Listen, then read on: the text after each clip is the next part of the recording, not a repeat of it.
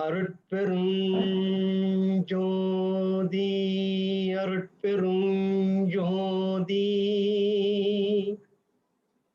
தனிப்பெரும் கருணை அருட்பெரும் ஜோதி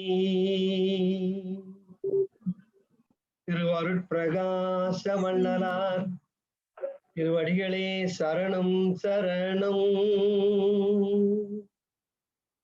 சர்க்குருநாதா சர்க்குருநாதா தன்மார்க்க சங்கம் தழைக்கு அருள் தாதா. எல்லா உயிர்களும் இன்புற்று வாழ்க, வள்ளல் மலரடி வாழ்க வாழ்க. அருட்பெரும் ஜோதி அருட்பெரும் ஜோதி தனிப்பெரும் கருணை அருட்பெரும் ஜோதி. அந்தியம்மா மற்றவங்க எல்லாரையும் மியூட் பண்ணிடுங்கம்மா. பண்ணிருப்பாங்க நினைக்கிறேன்.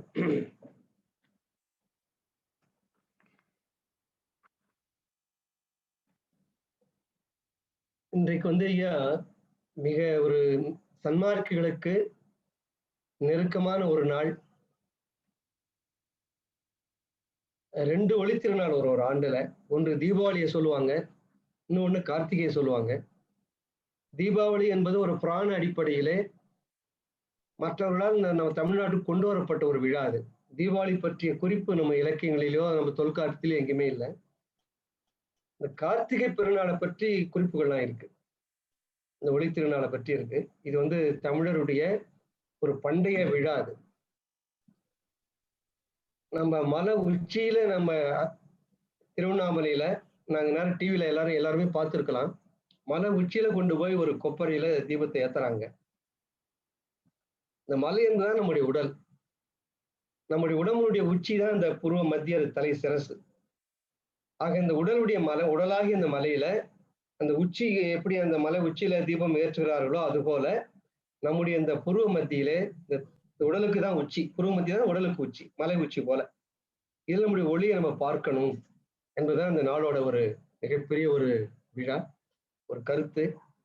அது மட்டும் இல்லாம வீடு முழுவதும் விளக்கேற்றிருக்காங்க பாருங்க. தெருவுல, திண்ணையில, காம்பவுண்ட்ல, வீட்டுக்குள்ளேயும் வீடு முழுவதும். இன்னும் சொல்ல போனீங்கன்னா அரிசி பானையில வைப்பாங்க. இவன் சொல்ல போனா குப்பையில கூட வைப்பாங்க. இந்த குப்பை மேட்டோட விளக்கேற்றுவாங்க. இன்னைக்கு குப்பையில, அரிசியில எல்லாத்தையும் விளக்கேற்றுறாங்க. அது என்ன தாற்பயம்னா, நம்ம இந்த உடம்பு தான் சொன்னோம். இந்த உடம்புல உச்சிங்கிறதா அந்த புருவ மத்தியில ஒளியை பார்க்கணுங்கிறதா இந்த திருவண்ணாமலை மலை மேலே ஏற்றுற அந்த தீபம். ஆக இந்த உச்சியில, இந்த மலை உச்சியில எப்படி தீபம் ஏற்றப்படுகிறதோ அது போல இந்த உடலினுடைய உச்சியாக புருவமத்தி விளக்கேற்றணும். அது மட்டும் இல்ல, இந்த உடல் முழுவதும் ஒளியாகும். நம்ம சிந்திக்க போறதெல்லாம் இப்ப அன்னைக்கு நம்முடைய முருகேசன் அவர் கேள்வி கேட்டார். அறிவு என்பது என்ன? மன அறிவா, ஜீவ அறிவா, உடல் அறிவா, ஆன்ம அறிவான்னு கேட்டார். நம்ம சிந்திக்க போறோம் அடுத்த வகுப்புல, அடுத்த நிலையில சிந்திக்க போறோம். அதே மாதிரி ஜீவ ஒளி, ஆன்ம ஒளி, ஜீவ ஒளி, மன ஒளி, இந்திரிய ஒளி, எல்லாத்தையும் ஒளி இருக்கு. அதாவது எல்லாத்தையும் சேர்த்து பெருமான் உயிர் ஒளி காண்க அப்படின்னு பாடுவார். ஆக அந்த உயிரே ஒளியா தான் இருக்கு. இந்த வேர்ல்டுலே the minus particle is atom. அணுவை விட ஒரு சின்ன பொருள் உலகத்துல இல்லை இதுவரையில. இப்ப கண்டுபிடிச்சிருக்காங்க ஸ்ட்ரிங் தியரின் மூலமாக. என்ன ஒரு கண்டுபிடிப்புனா சப்அட்டாமிக் பார்ட்டிகல்ஸ் இப்ப கண்டுபிடிச்சிட்டு இருக்காங்க. இப்போ இந்த சப்அட்டாமிக் பார்ட்டிகல்லாம் சேர்ந்துதான் இந்த பிரபஞ்சம் உருவானதா சொல்றதா ஸ்ட்ரிங் தியரி, லேட்டஸ்ட் தியரி. அது இந்த சப்அட்டாமிக் பார்ட்டிகல்ஸ் கீழே இருக்கிறது தான் கடவுள் துகள், அப்படி மாதிரி கடவுள் மாதிரி கொண்டு போறாங்க. ஆக அணு இருக்கு பாருங்க, அதுதான் இருக்கிறதுலே மைனஸ்ட் பார்ட்டிகல், மைனூட் பார்ட்டிகல். அதுக்குள்ளேயும் ஒளி இருக்குங்கிறார் பெருமான். அன்பெனும் பிடிவுள் அகப்படும் மலையேங்கிற பாடல்ல அணுவுள் அமைந்த பேரொளியே பாருங்க. அணுக்குள்ளே ஒரு பேரொளி இருக்குங்கிறார், பேராற்றல். அதான் நம்ம சயின்ஸ் வேக்க வேண்டியிருக்கு. அணுவுக்குள்ள அமைந்த பேரொளி அப்படிங்கிறார். அந்த பேரொளிங்கிறது ஆற்றல். அந்த E = mc² ஒரு ஃபார்முலா சொன்னார் ஐன்ஸ்டீன். ஈனா எனர்ஜி, எம்னா மாசு, சீனா ஒளியோட வேகம். உலகத்திலேயே அதிக வேகத்துல மனோ வேகத்துக்கு அப்புறம் அடுத்து புறத்துல காணக்கூடிய ஒரு ஒளி வேகம் எதுனா ஹையஸ்ட் ஸ்பீடு எதுனா ஒளிதான்.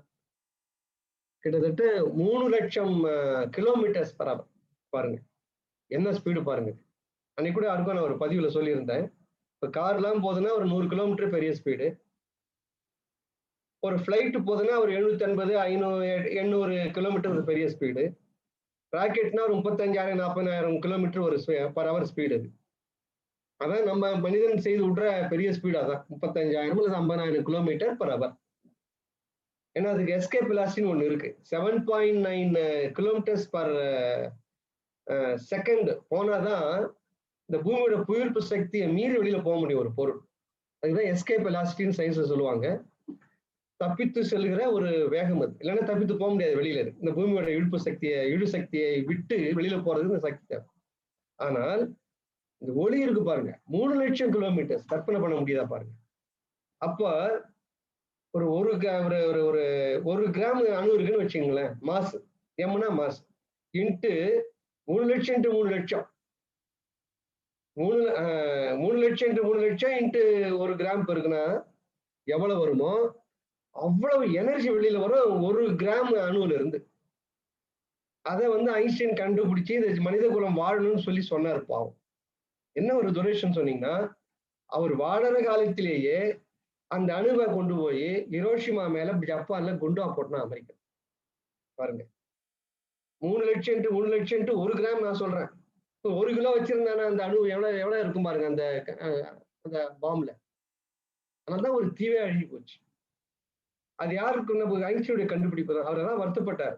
என் கண்ணெதிரவே நான் என்னுடைய ஃபார்முலாவை அழுகுக்கு பயன்படுத்திட்டாங்களேன்னு சொல்லி அழுதார் ஐன்ஸ்டைன். அததான் பெருமான் சொல்றாரு, அந்த ஆற்றலை ஒளியா பாக்குறாரு பெருமான். அணுள் அமைந்த பேரொளியே. அணுக்குள்ள அவ்வளவு பெரிய லைட் இஸ் எனர்ஜி. அதான் E=mc² ஃபார்முலா சொல்லுது. அதனால இந்த உடல் முழுதும் ஒளியா மாறணுங்கிறது தான் பெருமானுடைய சித்தாந்தம். நெற்றி மட்டும் இல்ல, தலை மட்டும் இல்ல, இந்த ஆன்மா மட்டும் இல்ல, கண்ணு மூக்கு செய்வாய்ங்கிற புறக்கருவி, உள்ள இருக்கிற அகக்கருவி ஆகிய மனம், அதற்குள்ள இருக்கிற கருவி ஆகிய ஜீவன் அல்லது உயிர், அதுக்குள்ள இருக்கிற ஆன்மா. இது 4 நிலை சொல்றாரு இல்லைங்களா. எப்பவுமே அகம், அகப்புறம், புறம், புறப்புறம் 4 நாளா பிரிச்சு சொல்வார் பெருமான். அகம் என்பது ஆன்மா, அதுக்கு வெளியில் இருக்கிறது அகப்புறம், அதுதான் ஜீவன் உயிர், அதுக்கு வெளியில இருக்கிறதா மனம், அதுக்கு வெளியில இருக்கிறதா கண்ணு மூக்கு செய்வாய்மைன்னு நம்ம பார்க்கிறோம். இப்ப அப்ப இடத்தை எப்படி சொல்றது அப்படின்னா பெருமான் ஒரு வழி கண்டுபிடிக்கிறார். இப்ப நம்ம ஆட்டம்லாம் 2 ஒரு கருன்னு ஒண்ணு இருக்கு, நியூக்ளியஸ்ன்னு பேரு. அந்த நியூக்ளியஸ்க்கு வெளியில ஒரு எலக்ட்ரான் சுத்திட்டே இருக்கு. உள்ள புரோட்டான்ங்கிற ஒரு பாசிட்டிவ்லி சார்ஜ் பார்ட்டிகல் இருக்கு அணுக்குள்ள. அது பாசிட்டிவ், அதாவது பிளஸ் இருக்கும். எதிர்மறை சக்தி உள்ள ஒரு கூறு, அணுவோட கூறு, அதான் புரோட்டான். அதை சுத்தி எலக்ட்ரான் ஒண்ணு சுத்திக்கிட்டே இருக்கு. அது எதிர்மறை சக்தி உள்ளது, மைனஸ். இந்த பாசிட்டிவிட்டி இருக்கிறதுனால தான் அஃபினிட்டியால சுத்திட்டே இருக்கு. அந்த எலக்ட்ரான் எங்க தப்பிச்சு ஓடிடலாம். ஓடாம எப்படி சுத்திட்டே இருக்குன்னா, எப்படி சூரியனை சுத்தி கிரகங்கள் சுத்துதுன்னா சூரியனுடைய ஈர்ப்பு சக்தி. 9 கிரகம் ஏன் வெளியில ஏன் ஓடக்கூடாது? இந்த ஆர்பிட் விட்டு ஏன் சுற்றுப்பாதைக்கு ஆர்பிட்னு பேர் இங்கிலீஷ்ல. அந்த சுற்றுப்பாதை விட்டுட்டு இந்த நவகோள்கள் ஏன் வெளியில ஓட முடியாது? ஏன் ஓட முடியாதுன்னா சூரியனோட ஈர்ப்பு சக்தி அப்படியே இழுத்து பிடிச்சிட்டு இருக்கு. ஒரு கதியில 1 மில்லிமீட்டர் அந்த பக்கம் போனா கூட ஒரு 10 வருஷம், 100 வருஷம், 1000 வருஷம் கழிச்சு ஒண்ணு இடிச்சு நுறுங்கி போடலாம். கோடி ஆண்டுகளாக அந்த சுற்றுப்பாதையில தன் பாதையை விட்டு 1 மில்லிமீட்டர் கூட பிசகாம இந்த பொருள்லாம் சுத்திட்டு இருக்கு. அதான் தனிப்பெரும் கருணை. அது எதனாலன்னா அந்த சூரியனோட ஈர்ப்பு சக்தினால. அப்ப அந்த அணு உள்ள இருக்கிற புரோட்டானை சுத்தி இந்த எலக்ட்ரான் சுத்துது பாருங்க, அதுக்கு ஆர்பிட்னு பேரு. இப்ப இப்ப 2 எலக்ட்ரானுக்கு மேல முதல் சுற்றுல இருக்க முடியாது. 3 இருக்குன்னு வச்சுங்க, அதுக்கு அடுத்த சுத்துக்கு போயிடும். 8 இருக்குன்னு வச்சுங்க, அதுக்கு அடுத்த சுத்துல போடும். அதாவது ஒரு ஆர்பிட்டும் எத்தனை எலக்ட்ரான் இருக்கலாம்னு ஒரு கணக்கு இருக்கு. அதுக்கு ஒரு ஃபார்முலா இருக்கு கெமிஸ்ட்ரியில, அந்த நியூக்ளியர் பிசிக்ஸ்ல. அப்ப அவங்க என்ன பேர் வச்சானா, முதல் சுற்றுக்கு ஒரு பேர் வைக்கணும், 2ஆவது சுற்றுக்கு ஒரு பேர் வைக்கணும், 3ஆவது சுற்றுக்கு ஒரு பேர், 4ஆவது சுற்றுக்கு ஒரு பேர் வைக்கணும். இல்ல, K shell, L shell, M shell, N shell வச்சாங்க கெமிஸ்ட்ரியில, அந்த நியூக்ளியர் பிசிக்ஸ்ல. அதுபோல பெருமான் நினைச்சாரு, உள்ளர ஆன்மா இருக்கு, அதுக்கு வெளியில உயிர் இருக்கு, அதுக்கு வெளியில மனம் இருக்கு, அதுக்கு வெளியில கருவி காரணங்கள் கண்ணு மூக்கு செய்வாயெல்லாம் இருக்கு. இது எப்படி சொல்றதுன்னு பார்த்தாரு. இந்த 3ஆவது 2ஆவது சொன்ன கன்ஃபியூஷன் வரும் இல்லைங்க. அவர் என்ன பண்ணாருன்னா, அகம் என்பது ஆன்மா, உள்ள இருக்கிறது நடுப்புற சென்டர் பாயிண்ட் ஆன்மா, அதுக்கு வெளியில இருக்கிறது அகம் இல்லைங்களா, அதுக்கு வெளியில இருக்கிறது அகப்புறம். அந்த அகத்துக்கு புறமா இருக்குது அகப்புறம். இப்ப அதுக்கடுத்து வெளியிடணும்னு வச்சுக்க, அது புறம்ட்டாரு. அது 3வது சட்டம். அப்ப அதுக்குள்ள இருக்கிறது புறப்புறம். இன்னும் அழகா பிரிச்சாரு பாருங்க. அகம் என்பது ஒண்ணு, அதுக்குள்ள இருக்கிறது அகப்புறம், அதுக்குள்ள இருக்கிறது புறம், அதுக்குள்ள இருக்கிறது புறப்புறம். ஆக இந்த அகமும் ஒளியாகணும், ஆன்மாவும் ஒளியாகணும், இந்த ஜீவனும் ஒளியாகணும், இந்த மனம்ங்கிற அந்த மனம், சித்தம், புத்தி, அகங்காரங்க 4 கரணங்களும் ஒளியாகணும். வெளியில தெரிகிற கண்ணு, மூக்கு, செவ்வாய்மை அத்தனையும் ஒளியாகும். அப்படின்னா என்ன அர்த்தம்னா, இந்த உடம்பு வந்து composed of millions and millions of cells. நான் இதுவரை கொஞ்சம் ஜாகிரதையா பேசுறேன். நம்முடைய டாக்டர் விநாயகமூர்த்தி ஐயா இருக்காங்க. அவங்க மருத்துவ டாக்டர் அங்க. நான் அவங்ககிட்ட நிறைய டிஸ்கஷன் பண்ணேன் இந்த ஒரு வாரத்துல. நிறைய நாலேஜ் தெரிஞ்சுக்கிட்டேன் அவங்க கிட்ட இருந்து. அதனால இந்த உடம்புல இருக்கிற ஒரு ஒரு செல்லும் வந்து உயிர். இப்ப ஆஸ் பர் சயின்ஸ் வந்து அவங்க மெடிக்கல் சயின்ஸ் பிரகாரம் உயிர்ங்கிறது ஒரு ஒரு செல்லுலயும் இருக்கு. அதனாலதான் இப்ப இந்த டிஷ்யூ கல்ச்சர் நாங்களாம் லேப்ல போனோம். இந்த கரும்புல இருந்து புதிய ரகம் கண்டுபிடிக்கிறதுக்கு ஒரு புது மெத்தட் இருக்கு. நமக்கெல்லாம் தெரிஞ்செல்லாம் ஒரு கரும்பை 4 5 வெட்டி கரணன்னு சொல்லுவாங்க. அது பூமியில போச்சா ஒரு கரும்பா வந்துடும். அது வந்து வெஜிடேட்டிவ் ப்ராபகேஷன் பேரு. தண்டையே வெட்டி வெட்டி பரப்புறது. அது வெஜிடேட்டிவ் ப்ராபகேஷன். இன்னொரு மெத்தட் இருக்கு. இந்த கரும்புடைய இலையிலையோ, பூவிலையோ, அந்த தண்டலையோ ஒரு ஒரு ஊசிமான அளவுக்கு ஒரு சின்ன ஒரு செல் எடுத்துக்கிட்டா போதும். அதை கொண்டு போய் லேப்ல வச்சு அந்த கரும்பு வளர்ப்பாங்க. அதுக்கு டிஷ்யூ கல்ச்சர்னு பேரு. பன்னாரத்துல கூட கொஞ்ச நாள் வச்சிருந்தோம் டிஷ்யூ கல்ச்சர் லேப். அதுக்கு வந்து ஒரு 1000 1500 டியூப்லைட் ஒரே ஒரு ரூம்ல போடணும். அவ்வளவு வெளிச்சம் தேவை அதுக்கு. அப்படி எல்லாம் பண்ணிட்டு இருந்தோம். இன்னைக்கு வேர்ல்டு லெவலில் நடந்துட்டு இருக்கு. டிஷ்யூ கல்ச்சர் நடந்துட்டு இருக்கு. அது போல உடம்புல இருந்து ஒரே ஒரு டிஷ்யூ, ஒரு திசு எடுத்து, ஒரு செல் எடுத்து அதுல இருந்து கூட மனிதனை உருவாக்க முடியும். ஒரு மிருகம் இப்ப ஆடுலாம் உருவாக்கிட்டாங்க பாருங்க. ஆடுலாம் உருவாக்கியாச்சு. அது மாதிரி இப்போ வந்து இந்த கல்ச்சரை வந்து பண்றது தடை இருக்கு இப்போ. இந்த டிஷ்யூல இருந்து ஒரு உயிரை மனிதன் பண்ற தடை இருக்கு. எதுக்கு சொல்ல வரேன்னா, இந்த ஒரு ஒரு செல்லும் உயிர் தான். அந்த ஒரு ஒரு உயிரும் ஒளியாகணும். அப்ப பாருங்க, entire body should become light. அதுதான் சன்மார்க்கம். அதுதான் இன்னைக்கு வீடு புறால உலக்க வச்சு நம்ம கொண்டாடுறோம் இன்னைக்கு. அப்படின்னு என்ன அர்த்தம்னா, வீடு என்பது ஏற்கனவே சொல்லியிருக்கோம். ஜீவாணி ஒழுக்கத்துல வீடு என்பது இறைவனால் நமக்கு கட்டி கொடுக்கப்பட்ட வீடு. சோ அந்த வீடு முழுவதும் ஒளியாக்குறா என்ன அர்த்தம்? அரிசி பானையில, உப்புல, நம்ம சாப்பிடுற உணவு ஒளி, நம்ம சமைக்கிற புளி ஒளி, ஈவன் நம்முடைய கொண்டு போய் வெளியில போடுற பாருங்க பொருள், அதுவும் ஒளி. ஏன்னா அது வந்து மறுபடியும் மக்கி ஒரு உணவா மாறப்போகுது அந்த குப்பையெல்லாம். அதுவும் ஒளி. எல்லாம் ஒளிதான். ஒரு ஒரு கருவி ஒண்ணு இருக்கு. அந்த கருவியில காஞ்சி போன நிலையில கூட ஒளி இருக்கிறதா கண்டுபிடிச்சிருக்காங்க. பச்சை இலையில மட்டும் ஒளி இல்ல, சருகுல கூட ஒளி இருக்கு கண்டுபிடிச்சிருக்காங்க. ஏன்னா ரேஷியோ கம்மியா இருக்கும், அவ்வளவுதான். அந்த கருவியில அந்த ஒளி எங்க ஆராயிரம் ஒரு கருவி அது. It measures in terms of lux. அதனால பின்னால அறிவியலும் ஆன்மீகம்னு சொல்ற கருத்துல அவங்க சக்தி அம்மாவே யாரோ கேட்டாங்கல்ல, இல்ல அவங்க ஆஸ்திரேலியா பிரவீன் அம்மா கேட்டிருந்தாங்க. ஐயா மீது 5 துறை, வரலாற்று துறை, அறிவியல் துறையை நாங்க தெரிஞ்சுக்கிறதுன்னு கேட்டாங்க. இந்த காலம் அதுக்கு பத்தாதுமா இருக்குன்னு சொல்லி சொன்னேன் நான். இந்த அறிவியலும் ராமலி வரலாற்று அறிவியல் துறைன்னு படிக்கிறப்ப இது கூட நம்ம படிக்க போறோம்.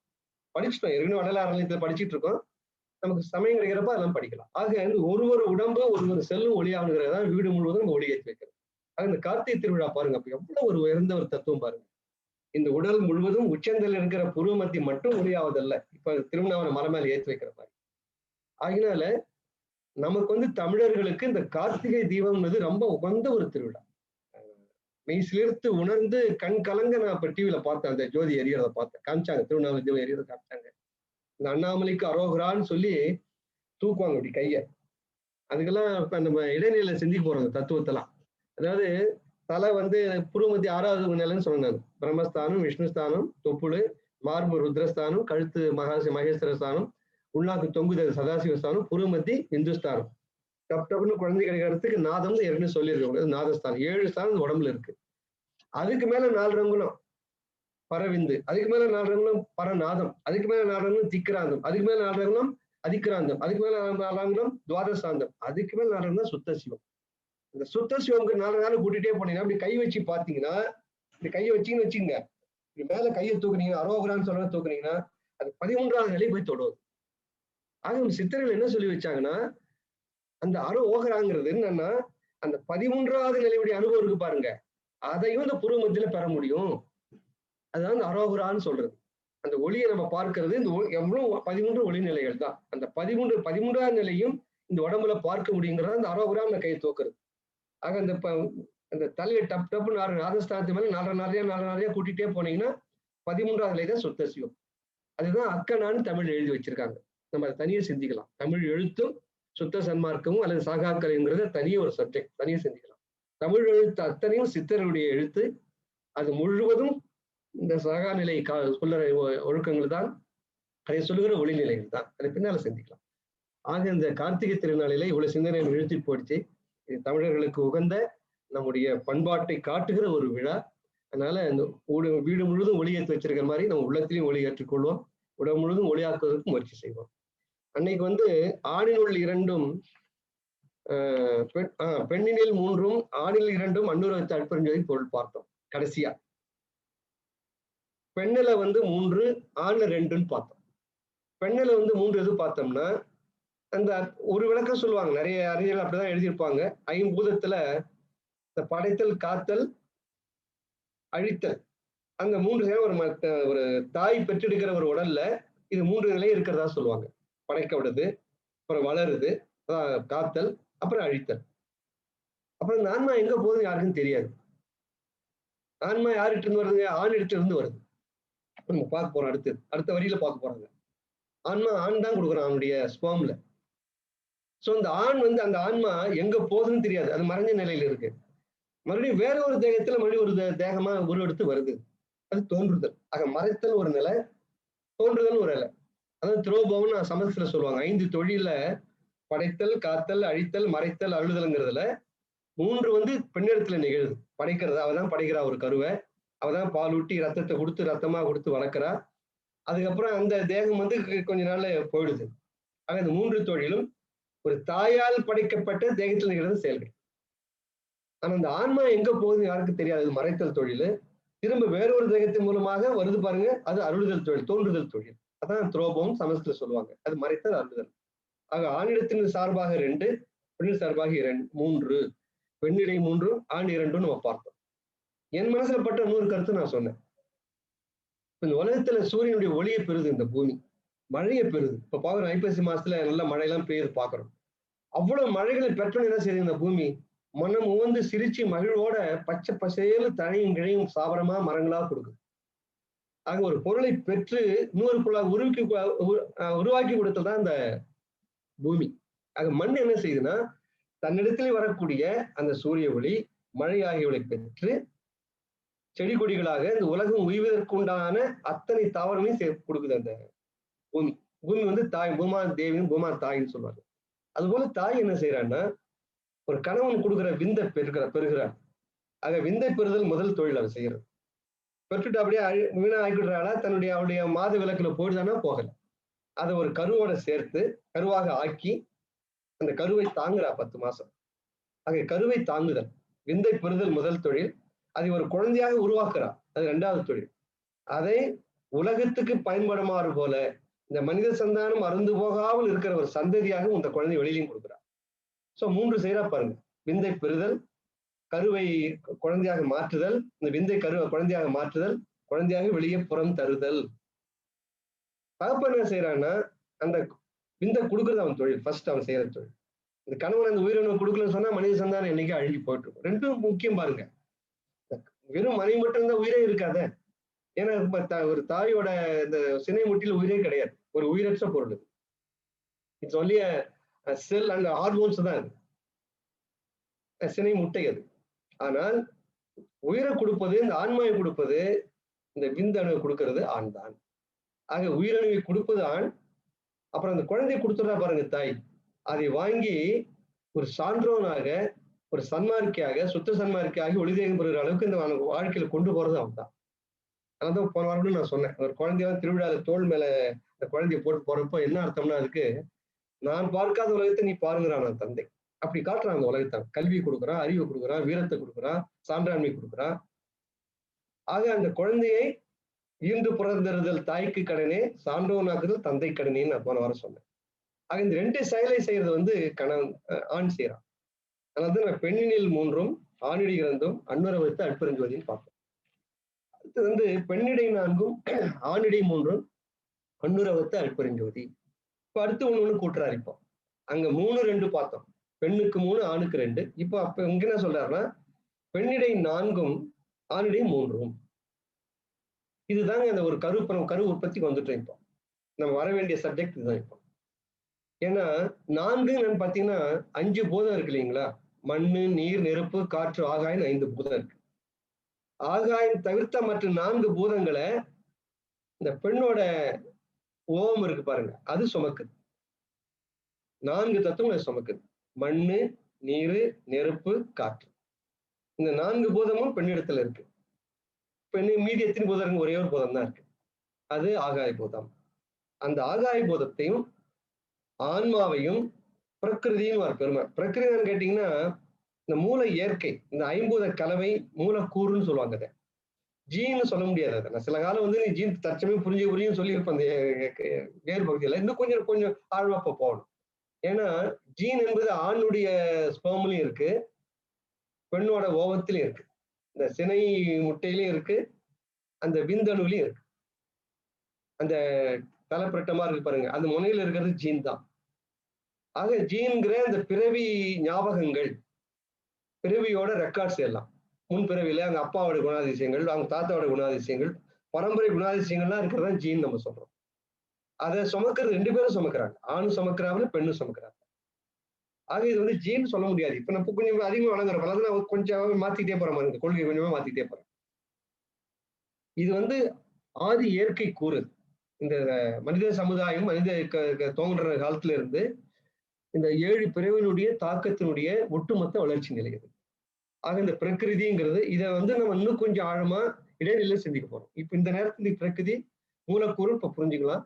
அடுத்து நம்ம வந்து பஞ்சபூதனுடைய இயக்கம்லாம் ஒண்ணு தனித்தனி பிரிச்சு படிக்கிறப்ப நம்ம பிரகிருதி வேகமா படிக்கலாம். சோ பெண்ணிடத்துல 4: மண்ணு, நீரு, நெருப்பு, காற்று. ஆகாயம் தான் இல்லை. அந்த 5 பூதத்துல ஆகாயம் மட்டும் பெண்ணோட சுரோனிதத்தில் இல்லை. தந்தையோட சுக்கிலத்துல இந்த விடுபட்டு போன ஆகாயம் என்கிற ஒரு பூதமும், ஆன்மா உரியேறுவதே தந்தையோட சுக்கிலத்தின் மூலமா தான் உரியேறும். அதை நம்ம புரிஞ்சுக்கணும். எப்படி நான் மண்ணு தாவரத்துக்கு சொன்ன பாருங்க, ஒரு விதையை மண்ணுல போட்டோம்னா மண் கூறு, நீர் கூறு, நீர் தத்துவம், மண் தத்துவம், அது மட்டும் இல்லாம ஒரு பக்குவ தத்துவம்னு ஒண்ணு இருக்கு. அந்த பக்குவம் சேர்ந்தாதான் ஒரு விதை வந்து செடியா முளைக்க முடியும். இல்லைன்னா அது மக்கி எருவாதான் போகும். அங்கதான் அந்த பக்குவ சக்தி மூலமா தான் இந்த ஆன்மா உரியறதுன்னு நம்ம பார்த்தோம் தாவரங்களுக்கு. ஆனால் இந்த ஆண் பெண் புணர்ச்சியில ஆகிற உயிர்கள் இருக்கு பாருங்க, உதாரணம் மனிதர்கள் இருக்காங்க, அவங்களுக்கு வந்து ஆன்மா எப்படி உரியறதுன்னா தந்தையோட சுக்கிலத்தின் மூலமாக தான் ஆன்மா உரியறது. ஆக அந்த உயிரணு என்பதே தந்தையோட சுக்கிலத்துல தான் இருக்கு. சோ அங்க எடுத்து பார்த்தது 4 பார்த்தோம்: மண், நீர், நெருப்பு, காற்று. இங்க ஆகாயம், ஆன்மா, பிரகிருதி. 4, 3, 7 சேர்ந்துதான் ஒரு கரு உருவாகும். அதுதான் வந்து பெருமான் வந்து சப்தம்னா சமஸ்கிருதத்துல அன்னைக்கே சொன்னேன் யாருக்கும், 7ன்னு அர்த்தங்க. அந்த சமஸ்கிருத வார்த்தை எண்ணிக்கைக்கு வந்து சமஸ்கிருத வார்த்தையில சப்தம்னா 7. நான் சொன்னேன் உங்களுக்கு. அந்த இப்போ அமாவாசை போறது அந்த காலத்துல கேலண்டர் இல்லாதப்போ ஒருத்தர் என்னைக்கு வருதுன்னு சொன்னா 5ஆம் நாள் வா 7ஆம் நாள் வான்னு அவங்களுக்கு புரியாது. எளிமையா என்ன சொல்லுவாங்கன்னா, இன்னைக்கு அமாவாசையில தம்பி, அமாவாசையில இருந்து 6ஆம் நாள் வா அப்படின்னு சொல்லுவாங்க. ஸோ அவன் அமாவாசை எண்ணிக்கிட்டே வருவான். 1, 2, 3, 6 ஒரு கோடு மாதிரி போடுவாங்க, சோத்துல கோடு போட்டே வருவாங்க. 6வது கோடு அப்போ வந்து அவரை பார்ப்பான். ஸோ என்ன பண்ணாங்கன்னா அந்த நாட்களையே அமாவாசை அல்லது பௌர்ணமி எதுவாக இருந்தாலும் சரி, அதுல இருந்து எத்தனை நாளுங்கிறது தான் பழைய கணித முறையா இருந்தது. இப்போ அமாவாசைக்கு மறுநாள் வந்து பிரதமைனா முதல்னு அர்த்தம். பிரதம மந்திரின்னு சொல்றாங்க பாருங்க, அவர் தான் நாட்டுக்கே பெரிய மந்திரி, முதல் மந்திரி, பிரதம மந்திரி. அடுத்தது துதியன்னா 2, துதியை. 3, திரயம்னா 3, திருதியை. சதுர்னா 4, சதுர்த்தி.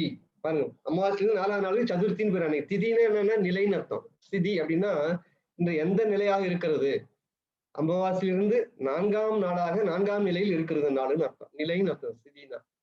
அவன் சொல்லுவான், எனக்கு ஒண்ணு நிலைமையே சரிங்கிறப்ப ஸ்திதியே சரியில்லை அப்படின்வாங்க. அப்படின்னு அர்த்தம் நிலைமை சரி, நிலைன்னு அர்த்தம்.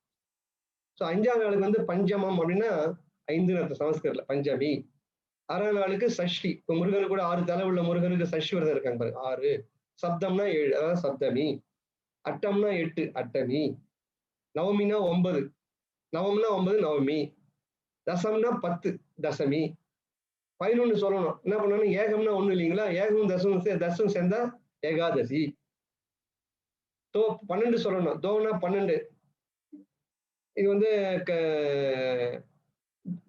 தசினா 10, துவாதசி. 13க்கு திரையம்னா 3 இல்லைங்களா, திரையோதசி. தசினா 10, 10. சதுர்தசி 4 + 10, 14. 14ஆம் நாள்னு அர்த்தம் அமாவாசையில இருந்து. அதுக்கு மறுநாள் பௌர்ணமி வந்துடும். மறுபடியும் பௌர்ணமி மறுநாள் பிரதம அப்படி போயிட்டே இருக்கும். அதனால சப்தம்னாலே 7ன்னு அர்த்தம் சமஸ்கிருதத்துல. சப்த தாதுனா 7 தாது பொருட்கள் உரிப்பொருள்கள். தாதுனா உரிப்பொருள்னு சொல்லுவாங்க தமிழ்ல. இந்த 7 உரிப்பொருளால தான் இந்த உடம்பு ஆக்கப்படுகிறது. ஆக ஒரு பிண்டம் உள்ள ஒரு தாயோட கருப்பையில எப்படி உருவாகுதுன்னா இந்த 7 தாதுகள் சேர்ந்துதான் பெருமான் சொல்றாரு. இந்த 7 தாது என்ன சொல்லுவாங்கன்னா தோல், எலும்பு, தசை, சுக்கிலம், ரத்தம், மூளை, ரசம். இந்த சுக்கிலம் ரத்தம் போக மீதி இருக்கிற திரவ பார்த்துதான் ரசம்னு பேரு. ஆக இது 7 தாதுவா பெருமான் சொல்லுவாரு. இந்த 7 தாது தான் இந்த உடம்பு உருவாகி இவ்வளவு தேகமா வளர்த்துட்டு இருக்கு. அதுதான் பெருமான் அந்த இடத்துல பெண்ணிடை 4ம் ஆணிடை 3ம் அன்னுர வைத்த அற்பெருஞ்சோதி. இதுல இந்த ஆன்மா அடையக்கூடிய ஒரு பேர் நிலை இருக்கு பாருங்க. இது கடைசியில தேகம் ஆகாய தேகமா மாறணும். இந்த ஆன்மா இந்த ஆன்மா கிட்ட இந்த தேகம் இருக்கு. இப்ப நம்ம பாக்குற 6 அடி உயரத்துல கருப்பா இந்த தேகம் இருக்கு. இந்த தேகம் ஒரு ஆன்ம தேகமா மாறணுங்கிறார் பெருமான். அதனாலதான் அதுக்கு ஆகாயம் ஏன் பேர் வச்சாங்கன்னா ஆனா பசு. நம்முடைய மெய்யியல்ல ஆ என்றால் பசு, காயம்னா உடம்பு. காயமே இது பயிரான்னு பாடுறாங்க இல்லைங்க. சோ அந்த உடலுக்கு எதிரா உருவம் எப்படி ஆகணும் இந்த உடம்புனா ஆகாயத்தை பாருங்கிறாங்க. காயம் அந்த பசுனுடைய காயம் உடல் அதுதான், அது போல நீ ஆகணும் அப்படிங்கிறாங்க. அதான் ஆகாயம். ஆக இந்த பெண்ணிடை 4ம் ஆணிடை 3ம் அன்னுர வைத்த அற்பெருஞ்சோதி. இது அடுத்த பாடல்ல இந்த பெண்ணியல் ஆணும் ஆணியல் பெண்ணும் அன்னுர வைத்த அற்பெருஞ்சோதி. இது என்ன சொல்லிட்டு போறாரு அடுத்து 2-3 வரி பாடுவார் பெருமான். இப்ப ஆண் பெண் சேர்ந்துதான் ஒரு தேகம் ஒரு கரு உருவாகுது. அது ஆணா எப்படி உருவாகுது பெண்ணா எப்படி உருவாகுது அடுத்து நம்ம சயின்ஸ்ல பார்க்க போறோம். இன்னைக்கே நம்ம அதை பார்க்க போறோங்க. அப்படி ஆண் பெண் புற தோற்றம் வந்தாலும் கூட 100% ஆனானா அப்படி கிடையாது. அதுல பெண்ணும் சேர்ந்து பாருங்க. இன்னைக்கு திருவண்ணாமலை ரொம்ப விசேஷமா திருப்பி நமக்கு ரொம்ப தொடர்புடைய நாளா இருக்கு பாருங்க. இந்த திருவண்ணாமலை கோயிலோட சிறப்ப அந்த ஆணொரு பாகன் பெண்ணொரு பாகன் பேர் அவருக்கு. நம்ம திருச்சி மலைக்கோட்டை இருக்கிற சுவாமிக்கு தாயுமானவன் பேர். கருணையினால அப்படி சொல்லுவாங்க. தாய் போன்றவன் இருக்கிறான் அப்படின்னு சொல்லுவாங்க. ஆனா திருவண்ணாமலையில பிசிக்கலாவே பாடியாவே மாறிவிடுறான் பாதி பாதியா. பெண்ணுக்கு ஒரு பாகத்தை கொடுத்துடலாம். பெண்ணுக்கு பாத்தீங்கன்னா இடது பாகத்திலே உமை பார்வையுடைய உருவம் இருக்கணும். அவ்வளவு உயர்ந்த தத்துவம் பாருங்க அதெல்லாம். நம்ம அதுக்கு ஒரு சேலையை கட்டி பாதிக்கு ஒரு பக்கம் வேஷ்டியை கட்டி அதுக்கு அலங்காரம் எல்லாம் பண்ணி திவாரம் பண்ணி இப்படி புறச்செய்களோடு நம்ம ஏமாந்து போடுறோம். நம்ம ஞானிய சித்தர் என்ன நினைச்சாங்கன்னா இந்த உடலே ஆண் தத்துவம் இருக்கு பெண் தத்துவம் இருக்கு. அது தத்துவ அடிப்படையில பாக்குறப்ப சமுதாயம் பாக்குறப்ப ஆணும் பெண்ணும் சேர்ந்ததுன்னா சமுதாயங்கிறாங்க. அது யார் உஸ்து யார் மட்டங்கிறதே தமிழனுக்கு கிடையாதுங்க. ஆனால் மற்ற ஒரு சமய மத கோட்பாடுலாம் இருக்கு பாருங்க. பெண்ணுக்கு ஞானமே சொல்லிக் கொடுக்க கூடாதுன்னு மகா கொடுமை உள்ள சமாச்சாரம் இதெல்லாம். பெண்ணு ஞானத்திற்கு தொடர்பற்றவள், அவளுக்கு ஞானமே சொல்லிக் கொடுக்க கூடாது. பெண் என்பவள் கேவலமானவள். அவளுக்கு ஒரு மாதவிடாய் வருது அவ பண்ண பாவமா. இதெல்லாம் காரணம் காமிச்சு காரணம் சொல்லியிருக்காங்க. நான் அதெல்லாம் படிச்சிருக்கேன். அந்த சோதெல்லாம் நான் படிச்சேன். அதெல்லாம் நீ விலகி சொல்லி போறது இல்லை. ஏன்னா ஒரு ஒரு வேதங்களுக்கோ அது மற்றவங்களுக்கோ எதிர்ப்பா சொல்ற மாதிரி ஆயிடும். அப்படிலாம் இல்லை. நம்ம தமிழருடைய கோட்பாடு பெண்ணுக்கு சமமான உரிமை கொடுத்த ஒரு மண் இது தமிழ் மண். இன்னைக்கு நம்ம சங்க இலக்கியம் எடுத்துக்கிட்டீங்கன்னா 62 பெண் பார்ப்பவர்கள் பாடியதான் சங்க இலக்கியம் பாருங்க.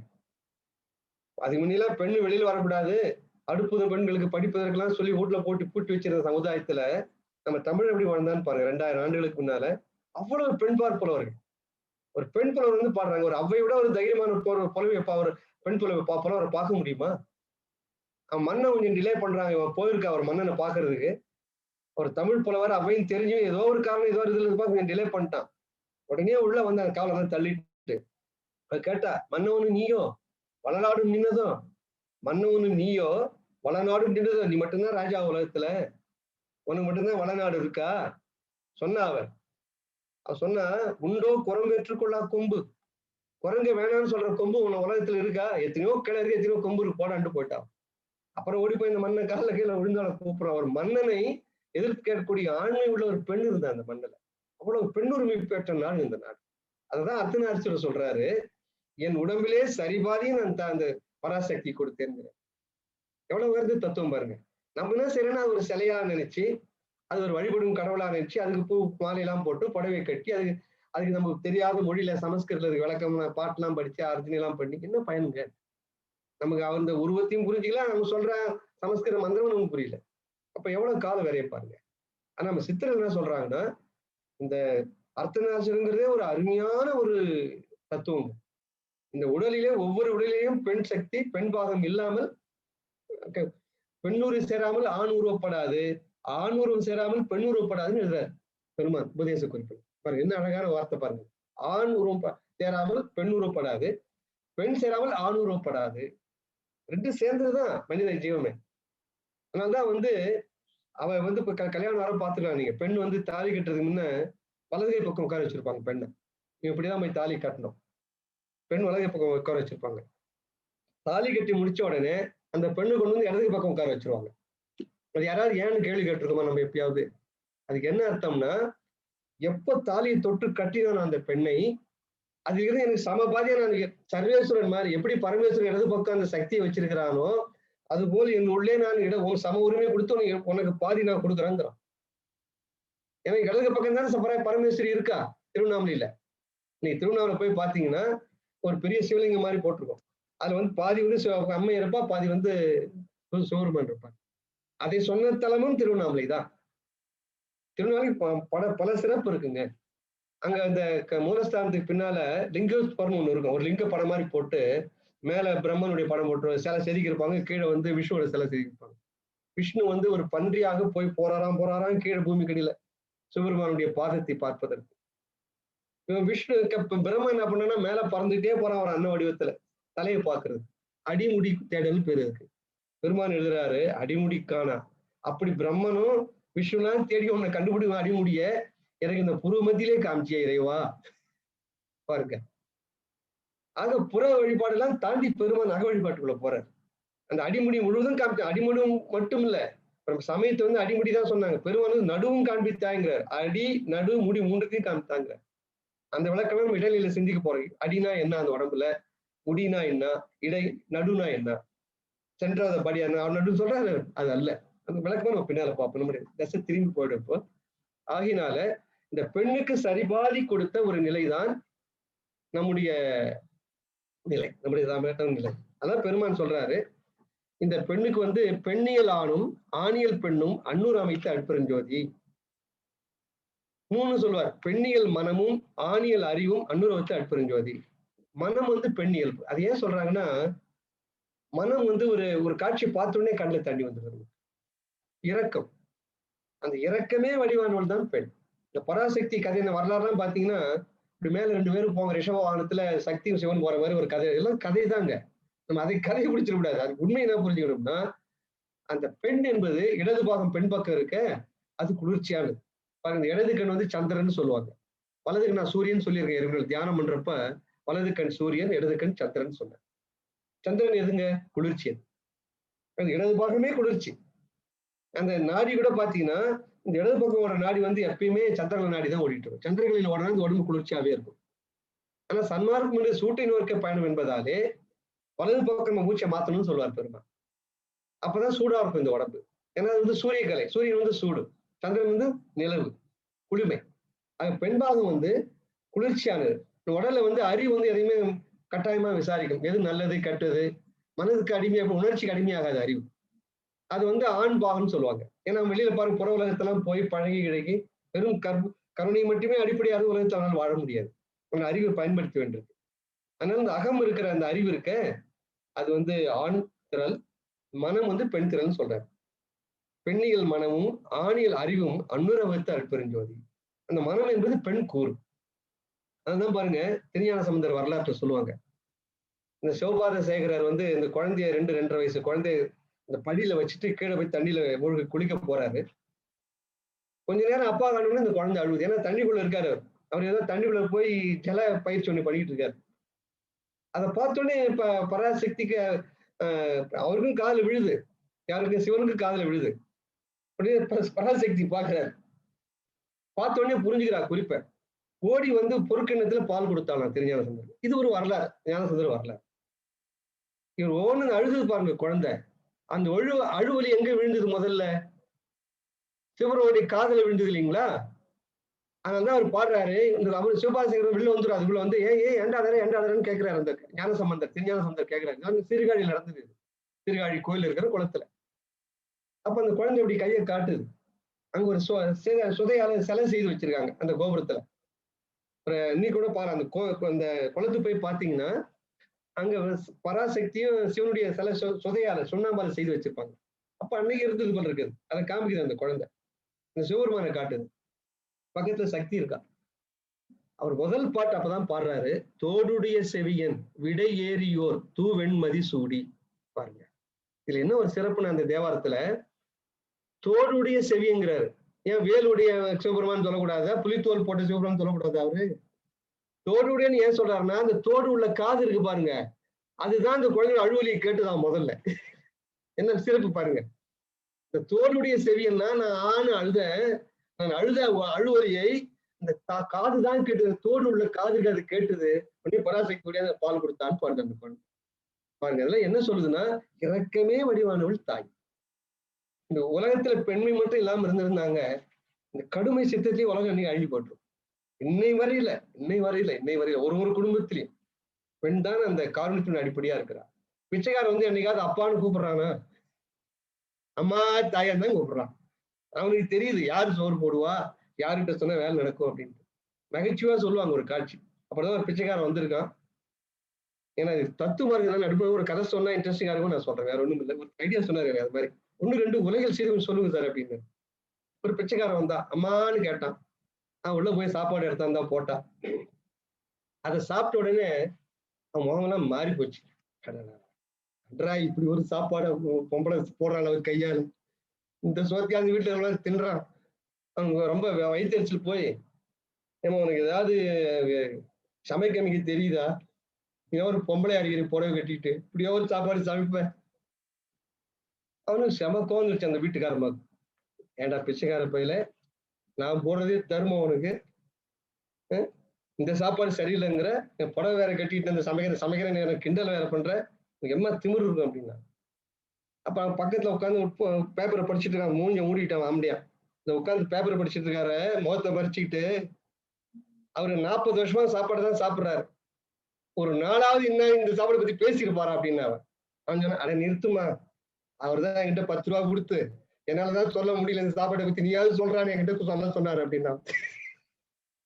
என்ன காட்டுதுன்னா, ஆக இந்த பிச்சைக்காரன் கூட அந்த கருணைங்கிறது ஒரு ஆண்கிட்ட இருக்காதுன்னு தெரியுது பாருங்க.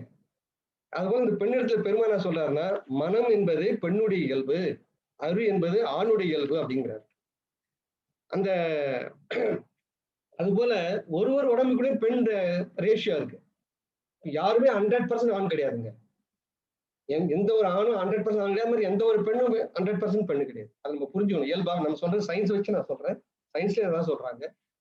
சட்டம் இந்த குரோமோசோம் சொல்றாங்க பாருங்க, அதனுடைய தாக்கம் கொஞ்சமாவது இருக்கும் ஒரு ஆண் உடம்புலையும் பெண் உடம்புலையும். அதுதான் வந்து பெருமான் வந்து ஆணிடை அந்த மனமும் அறிவு சொல்லிட்டு போறாரு. அந்த மனம் வந்து புறத்த இருக்கு, அறிவு வந்து உள்ள இருக்கு அப்படிங்கிறார். இப்ப நம்ம வந்து அடுத்தது இந்த கருவுற்பத்தி பத்தி நீங்க சிந்திக்க போறோம். பெருமான் வந்து எனக்கு 1/4 மணி நேரம் டச் பண்ணியிருந்தாரு. எனக்கு அந்த இந்த வகுப்பு வரவங்களுக்கு ஒரு 2-3 செய்தியாவது புதிய செய்தி கிடைக்கணும் ஒரு ஆர்வம். எனக்கு வேற ஒண்ணும் இல்லை. அதான் கொஞ்சம் வேகமா போறேன். இதெல்லாம் வந்து என் பொறுமையா சிந்திக்கிறதா இந்த மாதிரி கதையெல்லாம் சொல்லி சிந்தா ஒரு 4 hours 5 hours ஆயிடும். இந்த கருத்திய வேஸ்ட். அதனால தான் நான் வேகமா போறேன். பெருமான் சொல்றாரு, இந்த அணுக்கள்லாம் எங்க இருக்குன்னா அந்த அண்டம் முழுவதும் ஒரு பெரிய இருட்டு.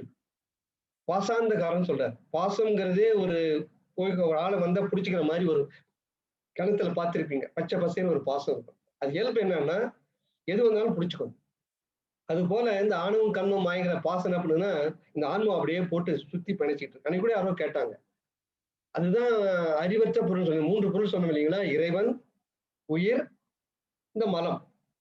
இறை உயிர் தலைன்னு சொல்லுவாங்க. அது பதி பசு பாசம்னு சொல்லுவாங்க. இந்த பாசம் வந்து உயிரற்றது. ஆனா இறைவனும் இந்த ஆன்மாவும் அறிவு பொருள், ஒளிப்பொருள். அப்ப ஏன் இந்த மலம் வந்து இந்த உயிர் ஏன் இந்த இந்த உயிரை வந்து ஏன் மலம் பிடிச்சதுன்னு கேட்பாங்க. இறைவனை பிடிக்கக்கூடாதா அப்படின்னா அது பேரறிவு பொருள், பேரொளி பொருள், கிட்டே போக முடியாது. அதனால இந்த சிற்றறிவா இருக்கிறதுனால இந்த உயிர் என்ன செய்யுதுன்னா எப்ப பார்த்தாலும் மலத்து கூடவே இருக்கு. ஏன்னா அறிவு பத்தல இருக்கு. எது நமக்கு துணைன்னு அந்த சின்முத்திரை உங்களுக்கு சொன்னேன். இது உயிர்ன்னு சொன்னேன், இந்த ஆள்காட்டி வரல. இது ஆணவம், கண்மம், மாயன்னு சொன்னேன். பாருங்க. இது இறைவன் இது. கட்டவரல் இறைவன். ஆனா எங்க இருக்குன்னா இந்த உயிர் எங்க இருக்குன்னா, இது 4ஓட தான் இருக்கு. இந்த 3ஓட தான் இருக்கு. ஆணவம், கண்மம், மாயை இது 3ஓட தான் இருக்கு. இதோட இல்ல பாருங்க. ஞானம் வருகிற பொழுதுதான் இது 3 நமக்கு நிலையில்லாதது, நம்மள அழிக்கக்கூடியதுன்னு தெரிஞ்சுதான் கொஞ்சம் கொஞ்சமா இறைவனுடைய பாதத்தை அடையும். இதான் நம்ம சின்முத்திரையை நம்ம சொல்லணும். ஆக எப்பவுமே அந்த மலக்கூட்டத்தோட தான் இருக்கு. அதுவும் அந்த இருட்டுல அழிஞ்சு கிடக்குற அந்த ஆன்மாக்கள்லாம். பெருமான் சொல்லுவாரு, அந்த அணுக்கள் அண்டம் முழுதும் நிரம்பி இருக்கு. அந்த அணுக்களுக்கு ஆன்மா என்றே பெயர். சோ அந்த ஆன்மா மாதிரி அழிஞ்சு கிடக்கு பாருங்க. இப்ப நான் சில பேர்களை உங்களுக்கு இன்ட்ரோடியூஸ் பண்ண போறேன். எல்லாரும் கொஞ்சம் காதை ரொம்ப உன்னிப்பாக நான் சொல்றது நல்ல மனசை ஆழ பதிவு வச்சுக்கணும். ஏன்னா இது ஸ்லைட்ல உங்களுக்கு போட்டு காட்டணும்னா வாயால் சொல்ல நீங்க காதால கேட்க வேண்டியிருக்கு. அது மாதிரி அணு கணக்கு பாருங்க, ஆன்மா இருக்கு பாருங்க மேல. நான் ஏற்கனவே சொன்னேன், இந்த ஆன்மா எப்போ இந்த மலக்கூட்டத்தோடு இருக்கோ அதுக்கு பசுன்னு பேருன்னு சொன்னேன். எப்பொழுது இந்த ஆன்மா ஆணவம் கண்மம் மாயோடு சேர்ந்து இருக்கிறதோ அப்ப அதற்கு பசு என்று பெயர். ஏன் பசுன்னு பேர் வந்ததுன்னா, எந்த மாடு பசு இருக்கு பாருங்க, அது ஒரு கயிறால் கட்டப்பட்டிருக்கும். கட்டப்பட்டிருக்கிற அந்த பசுன்னு பேர் இருக்கு. புல் மேயறதுக்காக ஒரு முளை அடிச்சு ஒரு கயிறால கட்டியிருப்பாங்க. அந்த கயிறு தான் இங்க பாசம்ங்கிறது.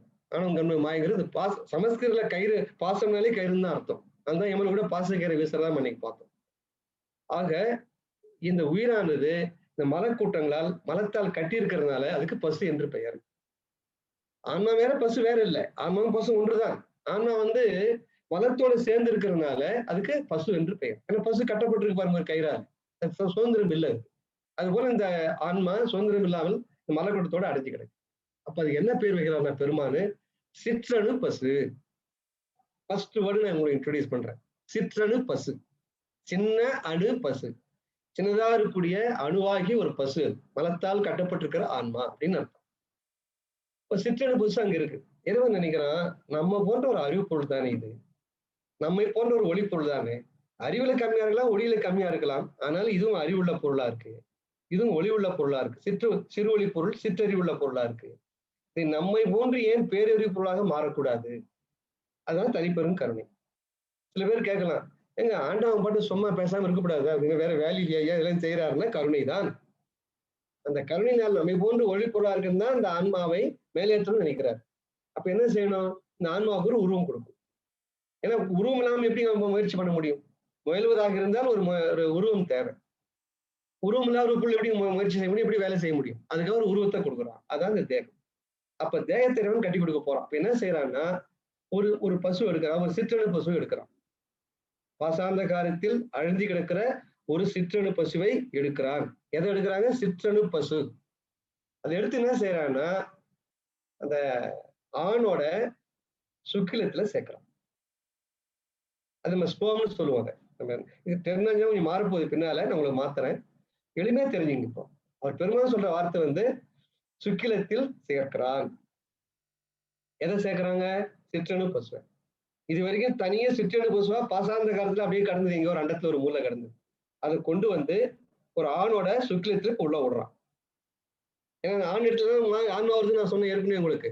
ஆகாயும் ஆன்மா பிரக்கிரி 3 தான் ஆண் சுக்கிலத்திலிருந்து வரதா சொன்னேன் உங்களுக்கு. 4, 3, 7ங்கிற கணக்கு சொன்னேன்.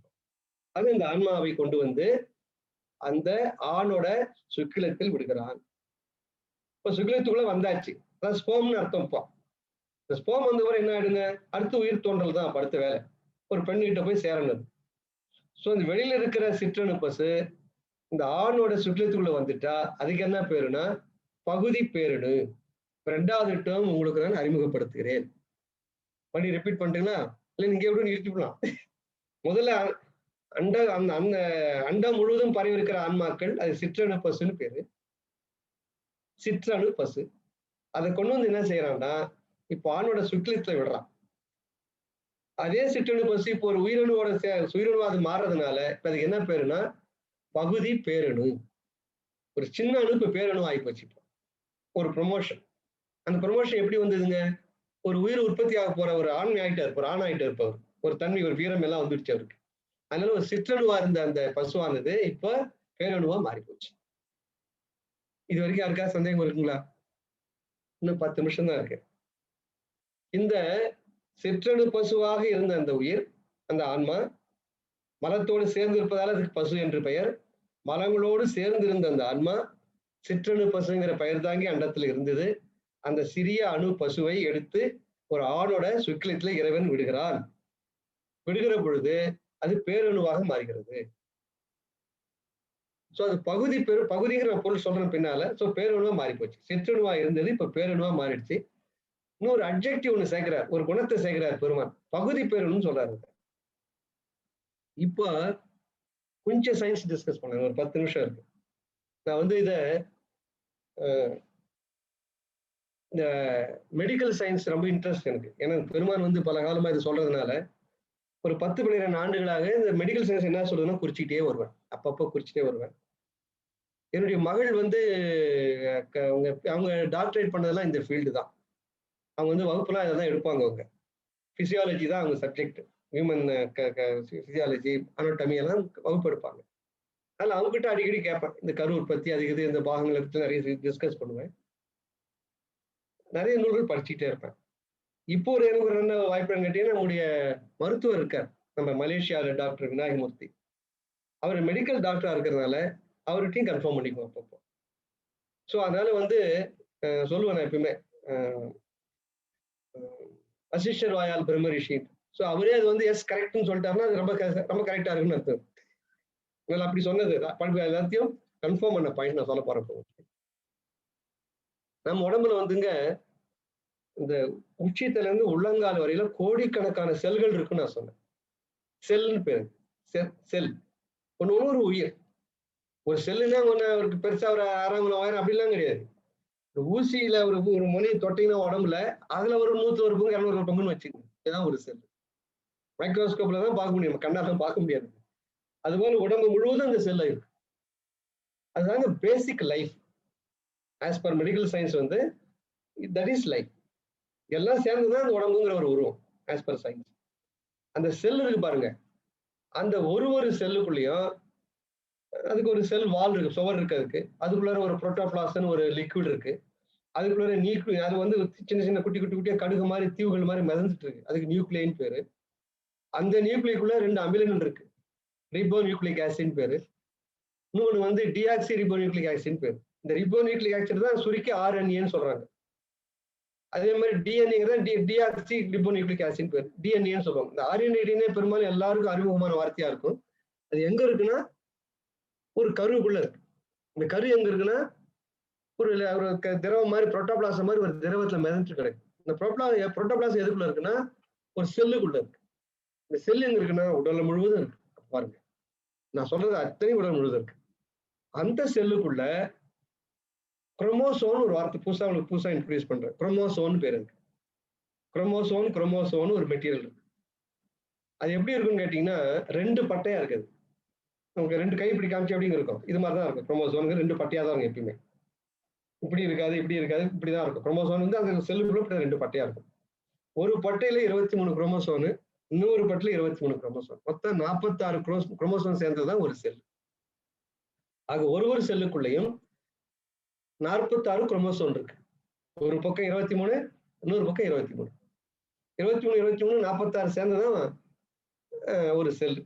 இந்த செல்லுக்குள்ளதான் 46 குரோமோசோன் இருக்கு. அதுல 22 குரோமோசோன் பாருங்க, முதல்ல மேல இருந்து கீழே 22 வரையில. அது வந்து உடலோட வளர்ச்சி எல்லாத்துக்கும் பயன்படுது. கடைசி இருக்கு 23வது. அது வந்து செக்ஸ் குரோமோசோன் பேர். பால் உணர்ச்சியை பால் செயலுக்காக பயன்படுற குரோமோசோன் ஆயிடுச்சுங்களா? இப்ப இன்னொரு செய்தி உங்களுக்கு நான் சொல்றேன். அதே மாதிரி பெண்ணோட ஸ்ரோனிதம் இருக்கு பாருங்க, ஓவம்னு சொல்லுவாங்க. அதாவது அந்த கரு சினை முட்டை அதுக்குள்ளே அது மாதிரி அது செலிபிரிட்டிக்கு அப்புறமும் பெண்ணோட உடம்புலயும் இது மாதிரி செல்கள் இருக்கு. நான் சொல்ற மாதிரி இப்ப நான் சொன்ன மாதிரி தலை உச்சியில இருந்து உள்ளங்கால் வரல நம்ம உடம்புல இந்த செல்கள் இருக்கு. அதுல வந்து ஒரு செல்லுக்குள்ளேயும் 46 குரோமோசோன் இருக்குன்னு சொன்னேன். அதே போல பெண்களுக்கு உடல் முழுவதும் செல்கள் இருக்கு. அந்த செல்களிலையும் 46 குரோமோசோன் இருக்கு. என்ன ஒரு சிறப்புன்னு கேட்டீங்கன்னா அதுல இந்த ஆன்மா உள்ள விட்டாரு பாருங்க இறைவன். இந்த சிற்றணு பசுவா இருந்தது, அண்டம் முழுவதும் இருந்தது, சின்ன அணு பசுவா இருந்தது. அதை கொண்டு வந்து பெருமான் ஒரு ஆணோட சுக்கிலத்தில் விடுகிறார். விடுகிற பொழுது பேர் என்ன மாறிச்சுங்கப்பா? பகுதி பேரணுன்னு மாறிச்சு. பேரணுவா மாறிடுச்சு, பகுதி பேரணும். ஏன் பகுதியான்னு சொல்றாருன்னா அந்த விந்துக்குள்ள விடுறப்ப 46 செல் இருக்கணும்ல, அது இல்ல. ஒரு பாதி தான் இருக்கு. இந்த பட்டியல் ஒரு பாதி தான் இருக்கு. 23 தான் இருக்கு. அதுபோல பெண்ணோட சினை முட்டை இருக்கு பாருங்க. அதுலயும் ஒரு பாதி தான் 23 தான் இருக்கு. மற்ற உடம்பு முழுதும் 46 இருக்கும். இந்த எது செக்ஸுக்கு பயன்படுதோ அந்த இதுல 23 தான் இருக்கு. அப்ப என்ன ஆகும்னா, ஆணோட விந்தும் பெண்ணோட சினைமுட்டியும் சேர்றப்ப ஒரே செல்லா மாறப்ப 46 வந்துருவாங்க. இப்ப புரியுதுங்களா உங்களுக்கு? உடல் முழுதும் 46 இருக்கு. உச்சந்தலையிலிருந்து உள்ளங்கால் வரைக்கும் 46 ஒரு செல்லுலயும் உடல் முழுதும் செல் தான் இருக்கு. ஒரு செல்லுலயும் 46 குரோமோசோம் இருக்குன்னு சொன்னாங்க சயின்ஸ்ல. இந்த விந்துல விடுறப்ப இறைவன் கொண்டாந்து விடுறானே அந்த விந்தணுவை கொண்டாந்து விடுறான்னு அந்த ஆன்மாவை, அப்ப அந்த விந்தணுவில் 23 குரோமோசோம் மட்டும்தான் இருக்கும். அதே மாதிரி சினை முட்டை இருக்கு பாருங்க. அதுல 21 குரோமோசோம் தான் இருக்கும். எப்போ அந்த ஆண் விந்தும் பெண்ணோட சினை முட்டி ஒன்னா சேர்ந்து 21 46 ஒரு முழு செல் வந்துடும். எப்படி ஒரு உயிர் உண்டாவது பாருங்க, என்ன அதிசயம் பாருங்க. அப்ப பெருமாள் நினைக்கிறாரு, அப்ப பெண்ணோட போய் சேர்ற வரைக்கும் இது பாதி தானே இருக்கு, 23 தானே இருக்கு, பகுதி பெருன்னு சொல்லிட்டாரு. என்ன அதிசயம் பாருங்க. பெருமாள் என்ன உள்ள போய் ஆபரேஷன் பண்ணி பார்த்தாரு, எத்தனை குரோமோசோம் இருக்குன்னு பார்த்தாரா? இதெல்லாம் ஏன் வியப்பு ஐயா. அதான் உள்ள நான் வந்து சித்தர் நான் சொல்றதுக்கு காரணம் இதுதான். மகா சித்தர்கள். அடுத்த வாரம் உங்களுக்கு வந்து நான் நம்ம பட்டித்தாருடைய கதை சொல்ல போறேன். அவர் எப்படி ஒரு கரு உருவாகுன்னு சொல்லுவார். ரொம்ப அபூர்வமா இருக்கும் அதெல்லாம். அதே மாதிரி உங்களுக்கு நான் இன்னைக்கு ஒரு கருத்து சொல்லணும்னு நினைச்சு சொல்ல முடியல, டைம் இல்லை. திருமந்திரம் அருமையான ஒரு திருமந்திரம். அதை நான் வந்து அடுத்த வகுப்பு தான் சொல்ல போறேன். எப்படி கரு உற்பத்தி ஆகுது திருமந்திரம் சொல்லுது, நம்ம சைவ நூல் சொல்லுது, பட்டத்தார் சொல்றாரு. பெருமான் இப்ப வந்து பகுதி பெருனுக்கு வந்திருக்கோம் நம்ம. ஆக அண்டம் முழுவதும் பரவி கிடந்த அந்த அந்த அந்தகாரம்னா அது இருட்டுங்க. இருட்டில் கடந்த அந்த சிறிய அணு பசுனா ஆன்மாதான், மலத்தோடு சேர்ந்திருந்தாலும் பசுன்னு பேரு. ஏன் திருப்பி சொல்றேன்னா மனசு நல்லா பதியும். அதை நம்ம கதை மாதிரி கேட்டு விட்டுறக்கூடாது யாரும். பசுனாலேயே ஆன்மாதான், மலத்தோடு சேர்ந்து இருக்கிறப்ப அந்த ஆன்மாவுக்கு பசு என்று பெயர்.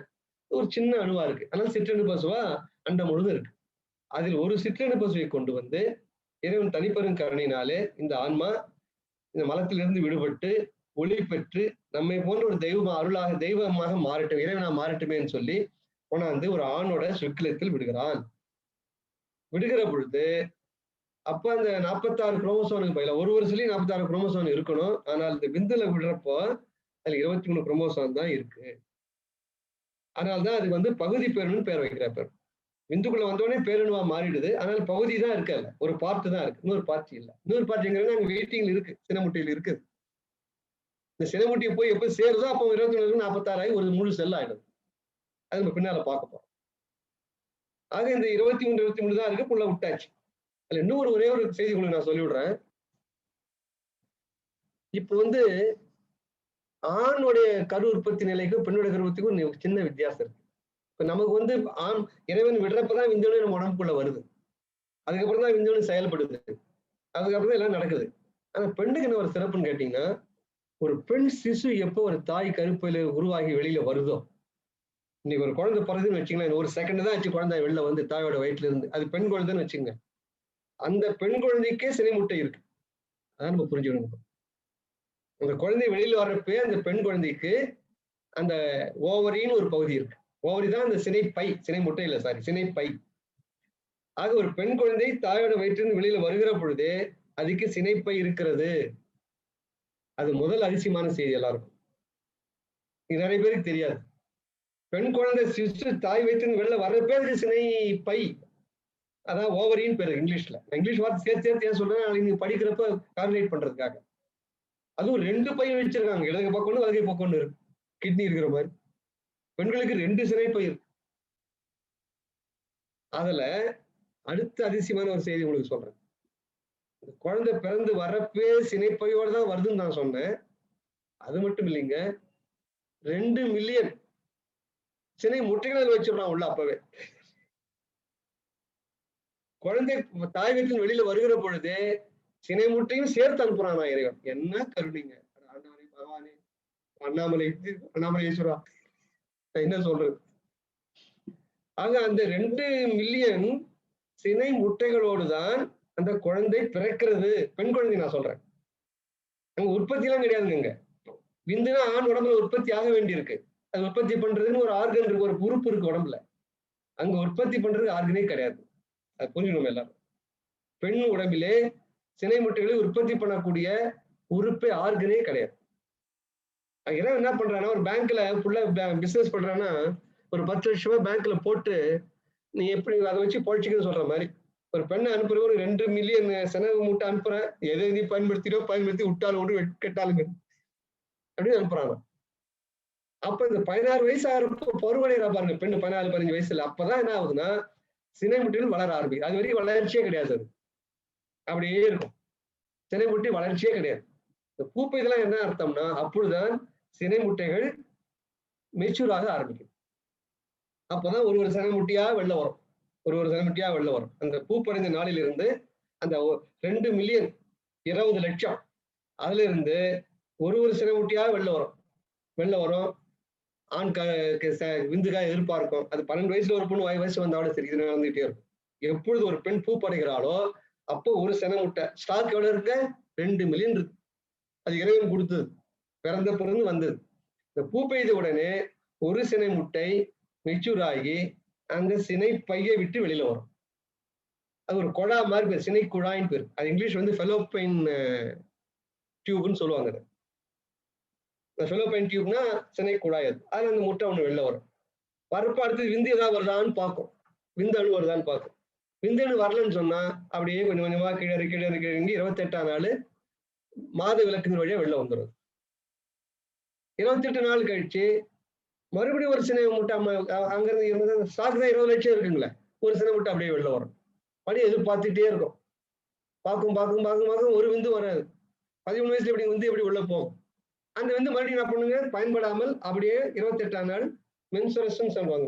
மென்சுரேஷன் சொல்லுவாங்க. மாத விலக்கு. இதெல்லாம் பியூர் சயின்ஸுங்க. இதை புரிச்சாதான் ஒரு பெண்ணை நம்மளால வணங்க முடியும். ஒரு பெண்ணை எப்ப நம்மளால வணங்க முடியும், தொழ முடியும்னா இதை புரிஞ்சுதான் வணங்க முடியும். இதை வந்து வேற எந்த ஆர்டிபிஷியலா உலகத்துல எந்த சயின்ஸாலும் பண்ண முடியாது. ஆக ஒரு முட்டை 28 நாள் உடனே அப்படியே வந்துட்டே இருக்கு சில வராது, சந்திக்காது, போய் வேஸ்டா போயிட்டே இருக்கும். பாருங்க, அதுலயும் பாருங்க சிலுக்குது. இப்ப அந்த சினை அந்த ஓவரி இருக்கு பாருங்க, அதுல 2 சைடும் அந்த ஃபெலோப்பியன் டியூப் இருக்கு. அந்த பைப் சினை குழாய் இருக்கு. அந்த சினை குழாய் ஒரு சைடு வலதுக்கு பக்கம் வரும். அந்த சினை முட்டை 2 குழாயும் பயன்படுத்தாது எப்பயுமே. அடுத்த மாசம் அடுத்த குழாயில வரும், அடுத்த மாசம் வரும். ஆக மாறி மாறி மாறி மாறி ஒரு பக்கம் வலது பக்கம் சினை குழாய், ஒரு பக்கம் இடது பக்கம் சினை குழாய், ஒரு பக்கம் இடது மாதிரி மாறி மாறி ஒரு மாசத்துக்கு கூட மாறி மாறி வந்துட்டே இருக்கும். அப்ப கூட பாருங்க, அந்த சினை விந்து வந்து அதாவது ஒரு பக்கம் வலது பக்கம் விந்து போகுதுன்னு வச்சுங்க, அது நம்ம விளக்குல எப்படி போற விளக்கு போறதுல அடுத்த வாரம் விளக்க முடியாத, அப்ப சந்திக்க முடியாது. அதால அப்ப நம்ம இன்னைக்கு என்ன புரிஞ்சுக்கணும்னா, ஆணிடத்திலே விந்துவானது பெருமான் கொண்டாந்து எப்ப ஒரு இந்த சிற்றணு பசு கொண்டாந்து விட்டாரோ அப்ப இந்த ஸ்போம் சொல்லுகிற விந்து என்று சொல்லுகிற அது உயிரணு வளர ஆரம்பிக்குது. அப்ப அதுக்கு பகுதி பேரணு. பகுதி பெருணு ஏன் பேர் வந்ததுன்னா, அது சிற்றணுவா இருந்து பேரணுவா வளர்ந்ததுங்கிற உண்மைதான். பகுதிங்கிற சொல்ல ஏன் பயன்படுத்துறாருன்னா, இந்த உடலிலே உச்சந்தலிலிருந்து கால் பாதம் வரையில் இருக்கிற உடம்பு அத்தனையும் செல்கள் தான், செல்கள் தான், செல்லால் ஆனதுதான். இந்த செல் தான் உயிருங்கிறது. மனித உயிர்ங்கிறது செல்லுங்கிறது தான். அது உயிர்னு உடல் முழுவதும் இருக்குன்னு அர்த்தம். ஆன்மாவுக்கு எப்படி பூர்வ மத்திய ஒரு ஸ்தானம் இருக்கோ, உயிருக்கு அந்த மாதிரி இடம் கிடையாது. நம்ம வந்து விசேஷ ஜீவன் சாமானிய ஜீவன் பின்னால படிக்க போறோம், அது நம்ம அப்ப விளங்கிக்கலாம். அது உடல் முழுவதும் உயிர் இருக்கு. ஒரு செல்லிலையும் அந்த ஒரு செல்லிலையும் 46 குரோமோசோம் இருக்குன்னு பார்த்தோம், 2 பட்டையா இருக்குன்னு பார்த்தோம். ஆனால் அந்த விந்துல இருக்கு பாருங்க, விந்து இறைவன் கொண்டாந்து விடுறான்னு அதுல 23 தான் இருக்கும், பாதி தான் இருக்கும். ஆக இந்த இது வந்து விந்துல பாதி இருக்கும். அது மாதிரி சின்ன முட்டை வருது பாருங்க, நம்ம பூ படைஞ்ச உடனே ஒரு சின்ன முட்டையா வெள்ள வருதுன்னு சொன்னேன், அதுல 23 இருக்கும். ஆக அது விந்த பார்க்காதப்ப அப்படியே கொஞ்சம் கொஞ்சமா மூவாயிரம் கீழே போய் இது வந்து மாத விளக்குல வேஸ்டா போடும். அப்ப 23 குரோமோசோம் வீணாயிடுச்சுன்னு அர்த்தம். அது போலதான் ஆண் இடத்திலேயும் அந்த விந்து வந்து பயன்படுதுன்னா அது வந்து வீணாதான் போடும். ஆக ஆண் இடத்துல 23 குரோமோசான் இருக்கு, பெண்ணிடத்துல 23 குரோமோசான் இருக்கு. புணர்ச்சி காலத்தில் 2 ஒன்னா சேர்ந்து சினை முட்டையும் விந்தும் சேர்கிற பொழுது 23 46 குரோமோசோனாக ஒரு முழு செல்லாக மாறுகிறது. ஆக சிங்கிள் செல் உயிர் தான் முதல் தோன்றுது. உடம்புல கோடி செல் இருக்கு, இப்ப கோடி செல் இருக்கு. அந்த சினை முட்டையும் ஒரு விந்து சேர்க்கிற பொழுது ஒரே ஒரு செல் உருவாகும். 23 + 23 46 குரோமோசோம் சேர்ந்து ஒரு செல் தான் ஃபர்ஸ்ட் உருவாகும். யூனிட் செல்னு சொல்லுவாங்க. ஒரு செல்ல தான் உருவாகுது. அதுக்கப்புறம் அது எப்படி மல்டிப்ளை ஆகுது, எப்படி உடம்பா மாறுதுன்னு நம்ம அடுத்த வாரம் பார்க்கலாம். இந்த விந்தை பெருமான் சொல்வது அத்தனையும் அப்படியே புரிஞ்சு வருது. பார்க்க இருக்குது எனக்கு. ஆகினாலே இன்னும் ஒரு கருத்து, இந்த எக்ஸ் குரோமோசோம் ஒய் குரோமோசோம் அடுத்த வாரம் பார்க்கலாம். ஏன்னா மணி இப்போ 8:05 8:10 ஆயிடுச்சு. இதுதான் முழுசும் அடுத்த வாரம் முழு நம்ம சிந்திக்க போறோம். இது பியூர் சயின்ஸ். இன்னைக்கு சொன்னது நான் மணி திருப்பி சொல்றேன். பாசாந்த காலத்தில் இருளிலே அண்டம் முழுதும் பரவிருக்கிற அணுக்களானது சிற்றணு பசு என்று பெயர். சிறிய அணு பசு என்றால் ஆன்மா மலத்தோடு சேர்ந்திருக்கிற பொழுது பசு என்ற பெயர். அது சிற்றணுவா இருக்கு. அது இறைவன் தன்னை போன்ற ஒளி பொருளாகும் அறிவு பொருளாம இருக்குதுங்கிற ஒரு தனிப்பெரும் கருணையினாலே அந்த ஒரு அணுவை எடுத்து ஆணோட இந்த இதுல விடுறான், விந்துல விடுறான். விடுறப்ப அதுல 23 குரோமோசோம் தான் இருக்கும். ஏன்னா மீதி உடம்புல இருக்கிற அத்தனை செல்களிலையும் கோடி கோடி செல்கள்ல 46 குரோமோசோம் இருக்கும். இந்த ஆண் இடத்துல விடுகிற பொழுது 23 குரோமோசோம் தான் வைப்பான். ஏன்னா மீதி 23 வந்து பெண்ணோட முட்டையில இருக்கும். 2 ஒன்னா சேர்ந்து 46 ஆகும். ஆனா ஒரு பாதி தான் இருக்கிறதுனால இது வந்து பகுதி பேரணுன்னு பெருமான் சொல்றாரு. இந்த சிற்றணுவா இருந்தது விந்துக்குள்ள வந்து அடுத்த நிமிடமே அது பேரணுவா மாறி போகுது. ஆக வெளியில அண்டத்தில இருந்த பொழுது அது சிற்றணு பசு, அதை பெருமான் எடுத்து விந்துல விடுகிற பொழுது அது பேரணு, சிற்றணு பேரணு ஆயிடுச்சு. பாதி குரோமோசோம் இருக்கிறால் பகுதி பேரணு வைப்பான். மீதியெல்லாம் நம்ம அடுத்த வாரம் சிந்திக்கலாம் ஐயா. இது மிக மிக நம்ம ஆழ்ந்து சிந்திக்க வேண்டிய ஒரு கருத்து. ஏன்னா அப்பதான் இந்த தேகத்தை நம்ம எப்படி காப்பாற்றணும், ஒரு ஆண் பெண்ணோட முக்கியத்துவத்தையும் மகத்துவத்தையும், இது வந்து ஒரு தவறான செய்தி, சிந்திக்கூடாத தகுதின்னு ஒரு பெரிய மித் அண்ட் இல்யூஷன் மக்கள் வாழ்ந்துட்டு இருக்காங்க. இது பியூர் சயின்ஸ். இல்லைன்னா ஞானத்தை போதிக்கு வந்த அருளாளர்கள் பட்டத்தர் ஏன் சொல்லணும், சித்தர்கள் அவ்வளவு சித்தர் பாடல் ஏன் சொல்லணும், திருமந்திரம் கருவுற்பத்தி பத்தி ஒரு பெரிய அதிகாரமே எழுதுறாரு சார். அவங்களாம் என்ன பெண்ணை தொட்டு கூட பார்க்காதவங்களாம் ஞான திருஷ்யா ஞான அறிவார் எழுதுறாங்க. பெருமான் என்ன பெண்ணை தொட்டாரா, அவரு பெண்ணோட கலந்தாரா? தொட்டன நின்றி கலப்பிலன்னு பாடுவார். ஒரு பெண்ணு கூட கலந்தது கிடையாது. ஞான அறிவினால் பாடுறாரு. ஏன்னா அண்டாண்டுகளுக்கு அப்பாலும் இங்க அறிவு செல்லுங்கிறார். அண்டு கோடிகளெல்லாம் அரைகணத்து ஏகிட அரை செகண்ட்ல என்னால எல்லா அண்டங்களும் போயிட்டு வர முடியுங்கிறார் பெருமான். இங்க உட்கார்ந்து இருக்கிற வெள்ளை துணி போட்டுருக்கிற இந்த பெருமான் நினைத்த அடுத்த மாத்திரத்திலே அண்ட கோடிகள் கோடி கோடி அண்டத்தினால் போயிட்டு வர முடியுங்கிறார். அந்த ஆற்றல் பெற்றவங்களுக்கு ஒரு மனித தேகத்தோட போய் பார்க்கறது என்ன பெரிய கஷ்டம். அதனால அப்படி அருளாற்றலா அவர்கள் சொன்ன கருத்துக்கள் அதை நம்ம ஆழ்ந்து அறிவிலோடு சேர்ந்து சிந்திப்போம். அதான் என்ன ஒரு சிறப்புன்னா, நம்ம வல்லார் சொன்னார் மட்டும் நம்ம சிந்திக்க போறது இல்லை. வாட் டஸ் சயின்ஸ் சே, அறிவியல் என்ன சொல்றது சேர்த்து சேர்த்து நம்ம சிந்திப்போம்.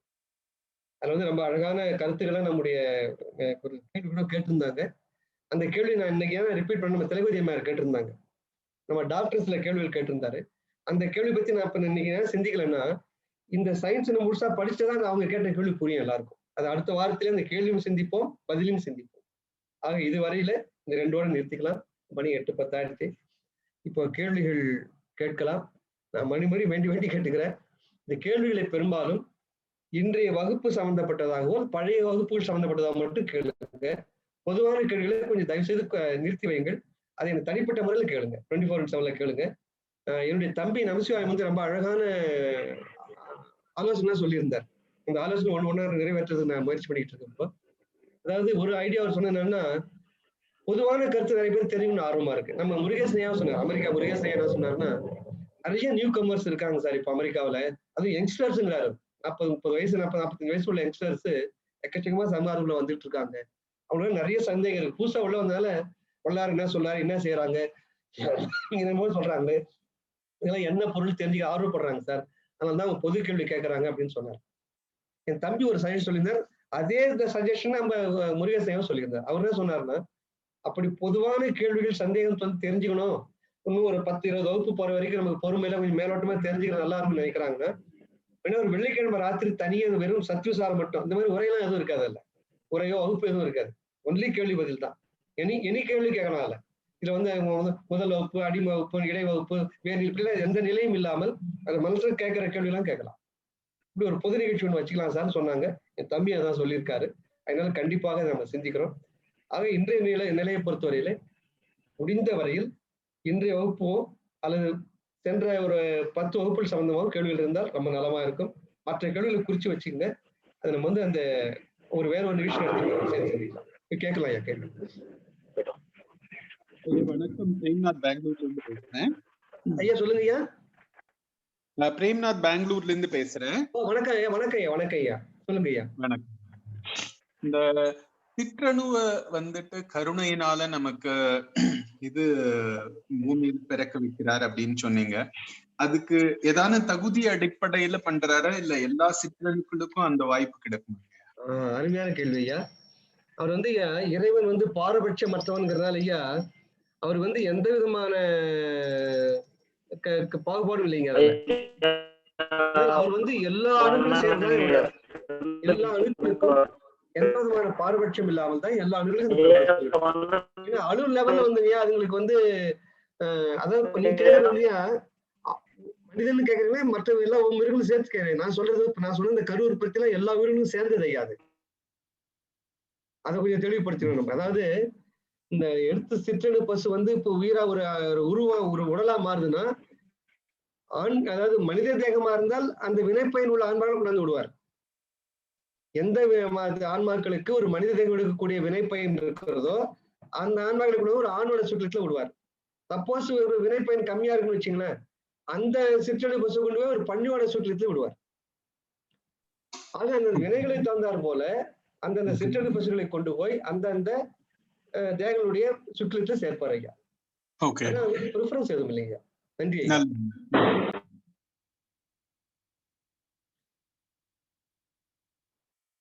அடுத்தது கேட்கலாம் ஐயா.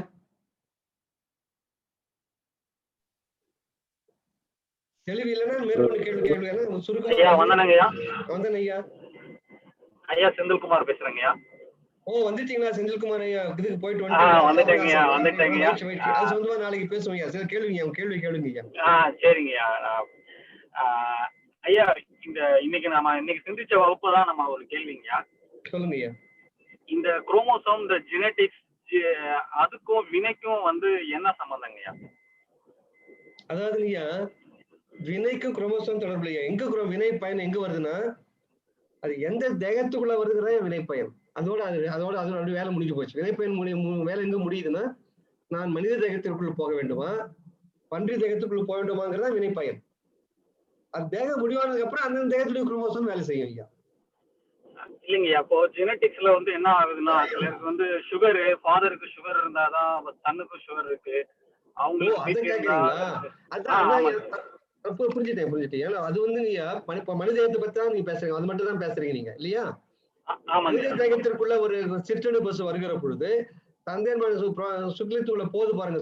சுக்கிலித்துக்குள்ள போறப்ப அந்த விந்தணு உற்பத்தி ஆகுது பாருங்க. அந்த விந்தணுவோட தலை இருக்கு பாருங்க, ஹெட் அண்ட் டெய்ல் தான். ஒரு விந்தணுங்கிற ஒரு ஹெட்டும் ஒரு டெய்ல் இருக்கும். ஒரு குண்டூசி மாதிரி இருக்குன்னு வச்சுக்கலாம். குண்டூசி மாதிரி ஒரு ஹெட் இருக்கு இல்லைங்களா, கீழே வால் பகுதி. அது அந்த ஹெட்ல தான் அந்த ஜீன் இருக்கும். அந்த ஜீனுங்கிறது ஜெனட்டிக் ப்ராப்பர்ட்டி, ஒரு பாரம்பரிய குணங்கள், அந்த அவங்களுடைய தாப்பனாவுடைய உருவம் அல்லது தாத்தாவோட உருவம், தாத்தாவோட ஜெனட்டிக், அந்த மரபியல் கூறுகள் அத்தனையும் அந்த விந்தணுடைய தலையில வந்துடும் எல்லாமே. நம்ம அடுத்த வாரம் கொஞ்சம் ஆழமா சிந்திக்க போறேன் அதை. நன்றி. தம்பி, இந்த காற்றலையா கற்பூர தீபம் போல்ன்றாங்களா, அது எப்படிங்கப்பா? அதுதான் இப்ப இந்த புருவ மத்தியில பார்க்க வேண்டியது ராம்நாத். அதாவது வந்து இப்ப வெளியில பார்க்கிற தீபம்லாம் வந்து அசையுது இல்லைங்களா, அந்த காற்றலையான்ற விளக்கம் எனக்கு வேணும். அதுதான் பெருமா என்ன சொல்லுவாருன்னா, அது ஆனா பொது கேள்விதான், சுருக்கமா சொல்றேன். அந்த புருவ மத்தியில அந்த வந்து வெளியில பார்க்கிற கற்பூர தீபத்தை புருவ மத்தியில பார்க்க சொல்லுவார் பெருமான். அந்த தீபம் அசைவதே நடராஜ நடனம்னு சொல்லுவாரு. அது முதல் நிலை. இப்ப அசையுது இல்லைங்களா, காற்று இருக்கு. இப்போ அதே கற்பூரமே கொஞ்ச நேரம் ஆக ஆக, நாள் ஆக ஆக, பயிற்சி கூட கூட கூட அசையாத தீபமா பேரொழியா அது மாறும். அதுதான் காற்று இல்லாத தீபம். அது முதல்ல நம்ம பார்க்கிறப்ப அந்த தீபம் மனம் அலைகிற மாதிரி தீபம் அலைஞ்சிக்கிட்டு தான் இருக்கும். ஆனா இந்த பயிற்சி கூட சாதனம் கூட கூட சாதனைகள் கூட கூட கூட அந்த அசைகிற அந்த ஒளியானது அசைவற்ற ஒளியாக பேரொழியா மாறிடும். பேரொழியா தீபம் ஒரு சுடர்னு பார்த்தா தான் அசைறதே இருக்கும். பேர் ஒளியா இருந்துச்சுன்னா, உதாரணமா ரூம்ல ஒளி இருக்கு, அது அசைதுங்களா தெரியல உங்களுக்கு. ரூம் முழுது ஒளி இருக்கு, இப்போ அந்த ஒளி அசைறது இல்லை. ஒரு சுடர் வைக்கிற சுடர் அலையுது. ஆக சுடரா இருக்கிற ஒளிதான் பின்னால் ஒரு பேர் ஒளியா மாறப்போகுது. நெற்றி முழுவதும், தலை முழுவதும், உடல் முழுவதும் மாறப்போகுது. அதுக்கு வந்து அசைதல் கிடையாது, காற்றும் கிடையாது. அதுக்கு அதான் காற்று அறியாத தீபம்ங்கிறாரு. விளக்கம் இருக்கு, நான் உங்களுக்கு பின்னால் விளக்கமா சொல்லலாம். அந்த கர்ப்ப கிரகத்தையே வந்து இருட்டா வச்சாங்க, ஏன் அளவுக்கு அடைச்சி வச்சாங்க, தொடர்பு. நன்றி. அற்பெரும் ஜோதி, அற்பெரும் ஜோதி, தனிப்பெரும் கருணி, அற்பெரும் ஜோதி. ஐயா வணக்கங்க ஐயா. வணக்கம் ஐயா. நான் வந்துங்க ஈரோடு மாவட்டம் சாவக்கட்டுப்பாளையத்திலிருந்து ராஜேந்திரன் அப்படிங்க. நன்றியா, புரிஞ்சுக்கிட்டேன் ஐயா. சொல்லுங்க ஐயா. ஐயா இப்போ வந்துங்க இப்போ மனிதனா இருக்கிறவங்க இறந்து போனா மறுபடியும் மனித உடல் கிடைக்குமா அல்லது வேறு உடல் கிடைக்குமா?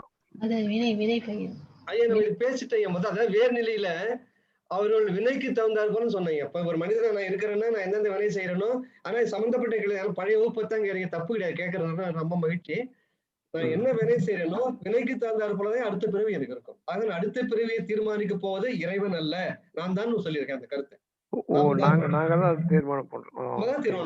கடவுளுக்கு அது வேலையே கிடையாது. கடவுள் வந்து நீதிபதி மாதிரி சாட்சியா இருக்காரு, அவ்வளவுதான். நன்றிங்க ஐயா. நன்றியா. நன்றி. வந்தனங்க ஐயா. மலேசியால இருந்து டாக்டர் விநாயகமூர்த்தி பேசுறேன். என்னோட கேள்வி என்னன்னா, நீங்க சொன்னீங்க அந்த பெண்ணை வந்து இடது பாகத்துல வைத்திருக்காருன்னு சொன்னீங்க. ஆனா இந்த ஒரு பாடல்ல, இது ரொம்ப நாளா எனக்கு உள்ள சந்தேகம், அருஜோதி தெய்வம் என்ற பாடல்ல 6வது பாடல்ல மாணிக்க வள்ளியை ஓர் வலத்தில் வைத்த தெய்வம்னு ஐயா சொல்லியிருக்காரு. கொஞ்சம் விளக்கம் கொடுங்க. ஆமா, ஒரே நடில ஐயா. ரொம்ப அதான் நீங்களா உங்க 2 பேரும் அதான் எனக்கு பெரிய ஆசை. எனக்கு ரொம்ப ஆளும் போவீங்க.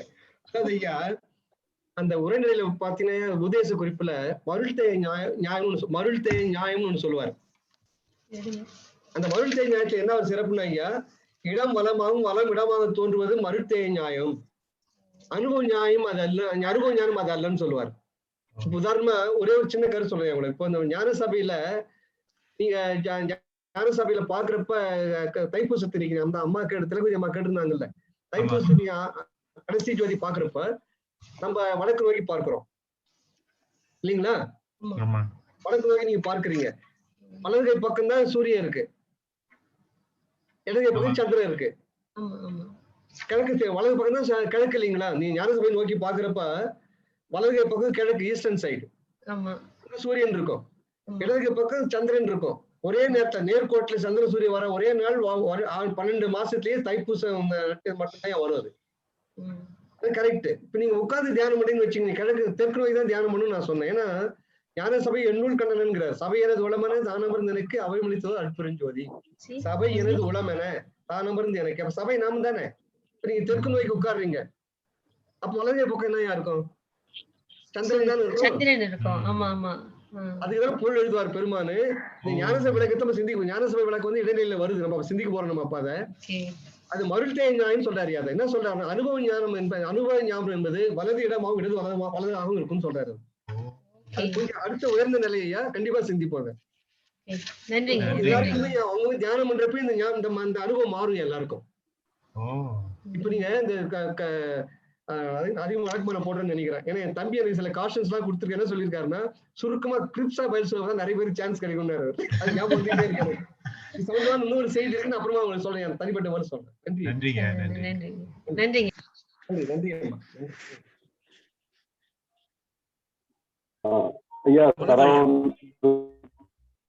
சொல்லுங்க ஐயா. ஐயா வணக்கம். சொல்லுங்க ஐயா. 2 கேள்விகள் இருக்குங்க ஐயா. சொல்லுங்க ஐயா. சரவணன் ஐயா சொல்லுங்க ஐயா.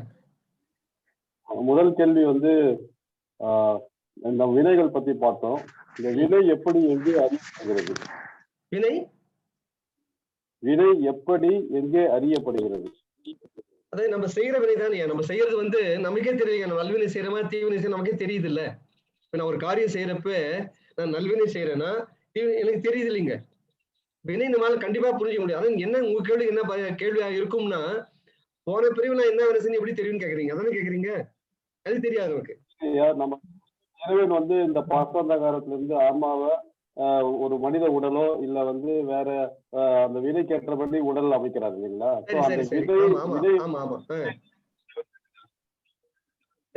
அந்த வினை வந்து எப்படி எங்க அறியப்படுகிறது? அது நமக்கு தெரியாது. அதுதான் வந்து மறைத்தல் பெரிய அந்த 5 பஞ்சகிருத்தியம் என்றாரு இறைவன். படைத்தல், காத்தல், அழித்தல், மறைத்தல், அருள் 5 சொல்றாரு.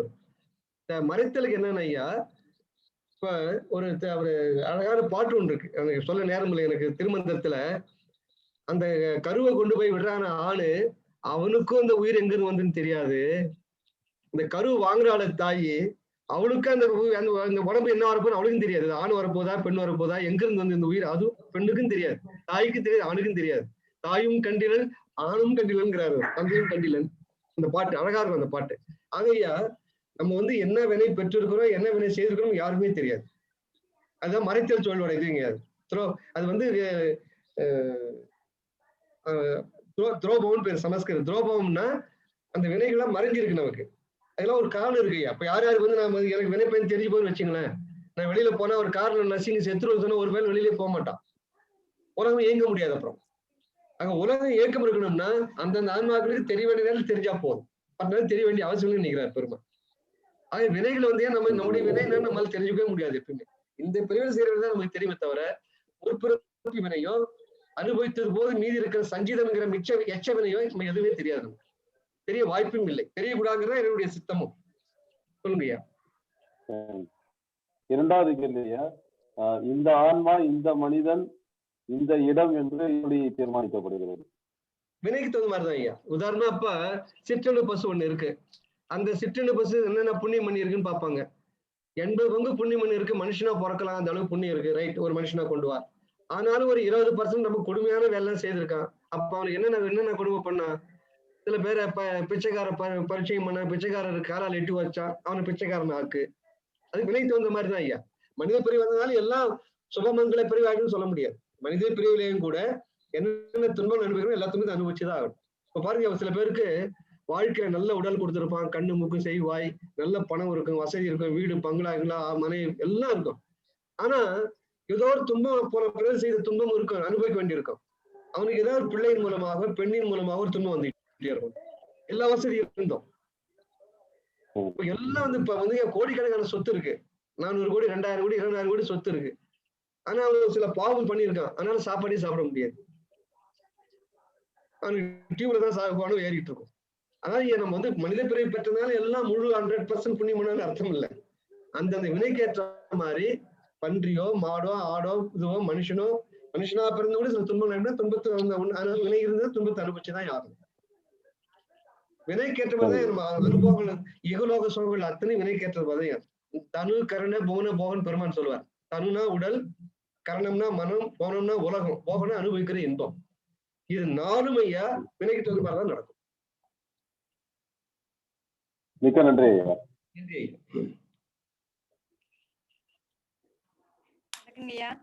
ஓ வணக்கம் வணக்கம் வணக்கம் வணக்கம் தாய், நல்லா இருக்கீங்களா? சொல்லுங்கம்மா, கேளுங்கம்மா, கேளுங்க. ரொம்ப மகிழ்ச்சிமா, கேளுங்கம்மா. ரேணுகாம்மா சொல்லுங்கம்மா. எதுமா உங்க வாய்ஸ் பிரேக் ஆகி வருமா? சிற்றணு பசு அது பதிவுகளோட தான் இருக்கா? மறுபடியும் கிளம்ப, கொஞ்சம் வாய்ஸ் பிரேக் ஆகி வரும், மறுபடியும் சொல்லுமா.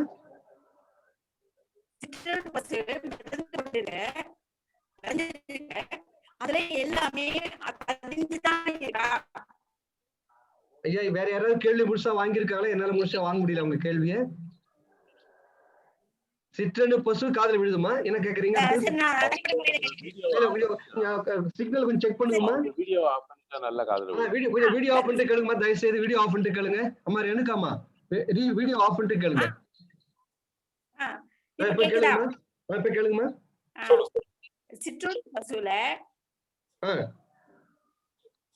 சிற்றணு பசுல எல்லா பதிவுகளும் பதிந்தேதான் நடந்து கொண்டு இருக்கா? ஓ அருமையான கேள்வி, அருமையான கேள்வி அம்மா. ஆமாமா, அதாவது சிற்றணு பசுலேயே ஊழ்வினை அனுபவிக்க வேண்டிய அத்தனையும் ரெக்கார்ட் ஆயிடுதுமா. அதுக்கப்புறம் வந்து என் இறைவனுக்கு வந்து எந்த விதமான உள்ள பூத்துற வேலையே கிடையாதுமா. சிற்றணு பசு உணர்ந்து உடம்புல விட்டாச்சுன்னா, அந்த வினை ஜீனோட வினைகளோட விட்டாச்சுன்னா, அதுக்கப்புறம் அந்த பிறகு முடிகிற வரைக்கும் எல்லாமே அது உள்ள எல்லாமே அடங்கியிருக்கும்.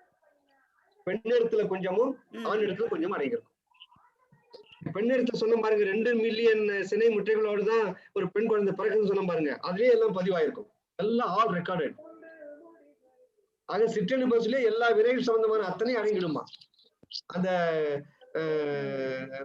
3 குணங்கள் விடாரு பாருங்க, ஆகாய தத்துவம், ஆன்ம தத்துவம், பிரகிருதின்னு சொன்னேன். அந்த ஆன்மா வருகிற பொழுதே அந்த ஆன்மாவில் எல்லாம் ரெக்கார்டு ஆயிருக்கணுமா. ஏற்கனவே ஒரு ஆன்மாவும் என்னென்ன வினைகளை பெறணும், என்னென்ன பதிவுகளை பெறணும், என்னென்ன பிறகுகளை எடுக்கணுங்கிறது எல்லாமே இந்த ஆன்மாவில பதிவாயிருக்குல்ல. அதனால்தான் ஜீவாணு ஒழுக்கத்துலமா அதை நம்ம கொஞ்சம் தெரிஞ்சுக்கணும். ஒரு அனுபவம் பெருந்து வச்சு ஒரு ஆன்மா, அந்த அனுபவம் வந்து இப்ப கண்ணு அழுவுது, மனம் துன்பப்படுது, வேதனைப்படுது. அந்த அனுபவம் மனதிற்கா ஆன்மாவிற்கான்னு சொல்லி பெருமான் வந்து ஒரு கிட்டத்தட்ட 20-30 வரி எழுதுறாரு. எதுக்கு எழுதுறாருன்னா, நாம் இந்த பிறவியில் அனுபவிக்கக்கூடிய அத்தனை அனுபவங்களும் மனதிற்கோ கண்ணு மூக்கு செய்வாய்க்கோ அந்த உடம்புக்கோ அல்ல. நாம் அனுபவிக்கிற அத்தனை அனுபவங்களும் ஆன்மாவிற்கு தான் நிரூபிக்கிறார். அதுக்குதான் அவர் கஷ்டப்படுறாரு. ஏன் அப்படி கஷ்டப்படுறாருன்னா, ஆன்மாவுக்கு அனுபவமா இருந்தால்தான் அடுத்த பிறகு அது போக முடியும். இப்போ உதாரணம் மனசுக்கு அனுபவம் வச்சுங்க, ரெக்கார்ட் ஆகுதுன்னு வச்சுங்க, மனசுல ரெக்கார்ட் ஆகுது, உடம்புல ரெக்கார்ட் ஆகுது, இல்ல பிரெயின்ல ரெக்கார்ட் ஆகுதுன்னு வச்சுங்களேன்.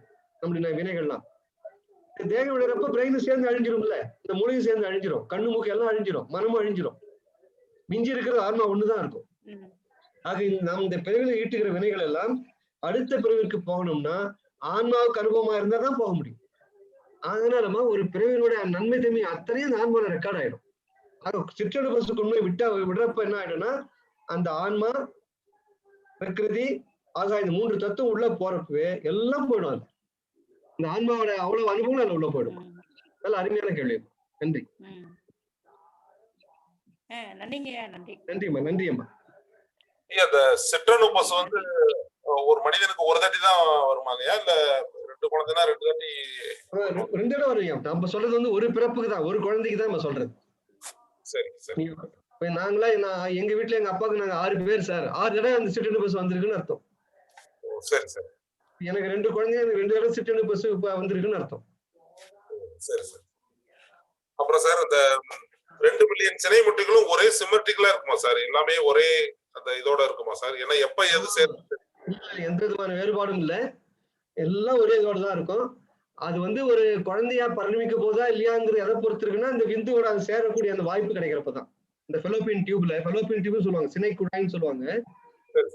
அந்த ஆண் விந்தும் அந்த சினை முட்டையும் சேர்க்கிற அந்த வாய்ப்பு கிடைச்சாதான் ஒரு சிசு பிண்டம் உருவாக முடியும். அது சேர்றதும் உருவாகாது, அவ்வளவுதான், வீணா போயிடும், அவ்வளவுதான். அந்த சினை முட்டை வேஸ்ட். அதனாலதான் இறைவன் வந்து 20 லட்சம் முட்டைனா எத்தனை தடவை சார் புணர முடியும்? எத்தனை தடவை சார்? ஒரு 500-1000 வருஷம் தவிர அவ்வளவு சினை முட்டை வேஸ்ட் பயன்படுத்த முடியாது சார். இறைவன் வந்து அவ்வளவு பாதுகாக்கிறான் சார். இந்த உயிர்கள் வந்து தப்பிச்சு போயிடக்கூடாது. அதே மாதிரி ஆணு சொல்றான் பாருங்க, ஒரு தடவை ஆண் எஜாக்குலேட் சார் சமனை வெளியிடுறான். அந்த பெண்ணோட பிறப்புறுப்புல உள்ள உடறப்ப அந்த விந்துவை 30 லட்சத்திலிருந்து 80 மில்லியன் அப்படின்னா 30 கோடியிலிருந்து 80 கோடி உயிரணுக்கள் இருக்கு சார். அதுல அதாவது 50 மில்லியன் 5 கோடி, 80 மில்லியன்னா 8 கோடி. ஒரு எஜாகுலேஷன்லயும் ஒருவரையும் விந்து ஆண் வெளியிடுறப்ப 5 கோடியிலிருந்து 8 கோடி ஆண் அணுக்கள் இருக்காது, உயிரணுக்கள் இருக்காது. அதுல ஒண்ணுதான் சார் என்ன பியூட்டினா, அதுல ஒரே ஒரு அணுதான் ஒரே ஒரு சினை முட்டையில போய் சேரும். ரொம்ப ரேரா தான் சார் பெண்களுக்கு வந்து சமயத்துல 2 சினை முட்டை டிஸ்சார்ஜ் ஆயிடும். அது ரொம்ப ரேர், ஒரு கோடியில ஒருத்தருக்கு. அதுதான் ரெட்டை குழந்தையா பிறக்கிறது. ரெட்டை குழந்தையா பிறக்கிறது 2 ரீசன் இருக்கு சார். இது ஒரு ரீசன் நான் சொல்லியிருக்கேன், இதெல்லாம் நம்ம அடுத்த வாரம் சிந்திப்போம். 2 டைப்பா ரெட்டை குழந்தைகள் பிறக்கும். இது வந்து சிமெட்ரிக்கலா ஐடென்டிக்கலா ஒரே மாதிரி தெரியுது பாருங்க. அது நம்ம பின்னால பார்ப்போம் சார். அதை இப்ப நம்ம டூ மச் ஆயிடும். இப்ப ஆகினால எல்லாம் ஒரே மாதிரி தான் சார் இருக்கும் சினை முட்டைகள் அத்தனையும். இந்த பூ பெய்கிற வரை அது எந்த வேலையும் கிடையாது. பூ பெய்கிற பொழுது ஒரு முட்டையா ரிலீஸ் ஆகும்.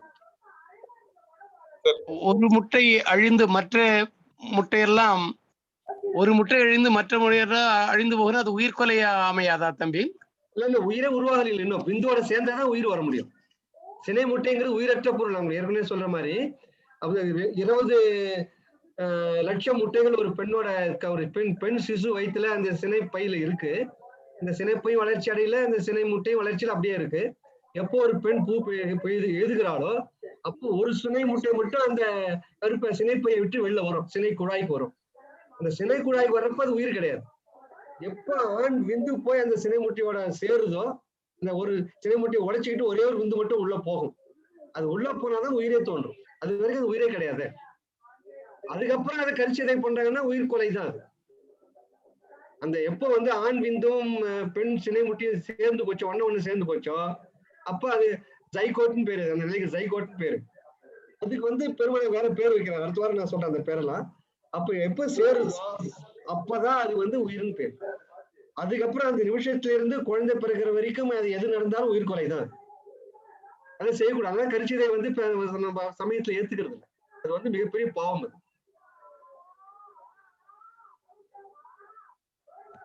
அது வணக்கம் ஐயா. அன்பழகன் வணக்கம் நண்பர் ஐயா, சொல்லுங்க ஐயா. எத்தனை நாள் வெளியே இருக்கும், அது எத்தனை நாளுக்கு அப்புறம் வரும், அந்த மாதிரி ஏதாவது நாள் கணக்கு? ஆமா ஆமா ஹவர்ஸ்க்கு சொல்ல போறேன், உங்களுக்கு மணி கணக்கு சொல்ல போறேன். இந்த சிலை முட்டை காயோட வைத்து வெளில வந்ததுக்கு அப்புறம் ஃபர்ஸ்ட் 5 hours என்ன ஆகுது, அப்புறம் 24 என்ன 36 என்ன 48 மணி என்ன ஆகுது, வெளியேந்து வருது ஐயா, வெளியேந்து வருது எப்படியா? வெளியே இருந்து எப்ப உள்ள வரும், எவ்வளவு நாள் வெளியே இருக்கும்? சிலை பைக்குள்ள சொல்றீங்களா? சிலை பைக்குள்ள இல்ல, வெளியே அண்டத்துல வெளியே இருக்குது. அது சிற்றடு பஸ் கேக்குறீங்களா? சிற்றடு பஸ். ஓ, சிற்றடு பஸ் கேக்குறீங்க. சிற்றடு பஸ் வந்து ஐயா, ஆமா ரைட். சிற்றடு பஸ் வந்து அந்த வினைக்கு தகுந்த மாதிரி ஒரு ஒரு ஒரு தாவரமாகவோ ஆடாகவோ மாடாகவோ பன்றியாகவோ மனுஷனோ பிறக்கிற வரைக்கும் தான் இருக்கும் சிற்றடு பசுவா. இமிடியேட் பெருமாள் வந்து ஜீவாணி ஒழுக்கத்துல சொல்லுவாரு. ஜீவாணி ஒழுக்கத்துல ஒரு குடும்பத்தை வந்து ஒரு வீட்டுல குடியிருக்கிறான், அந்த வீட்டை காலி பண்ணிட்டு வேற ஒரு வீட்டுக்கு போறான்னா வேற ஒரு வீடு பார்த்துட்டு தானே போவான்.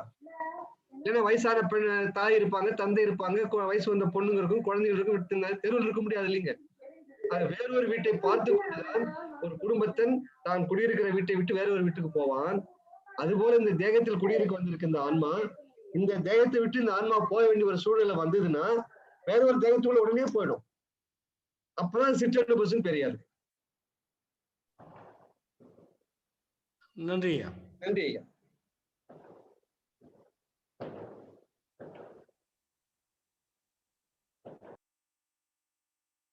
செல்வகுமார் ஐயா கேளுங்க ஐயா.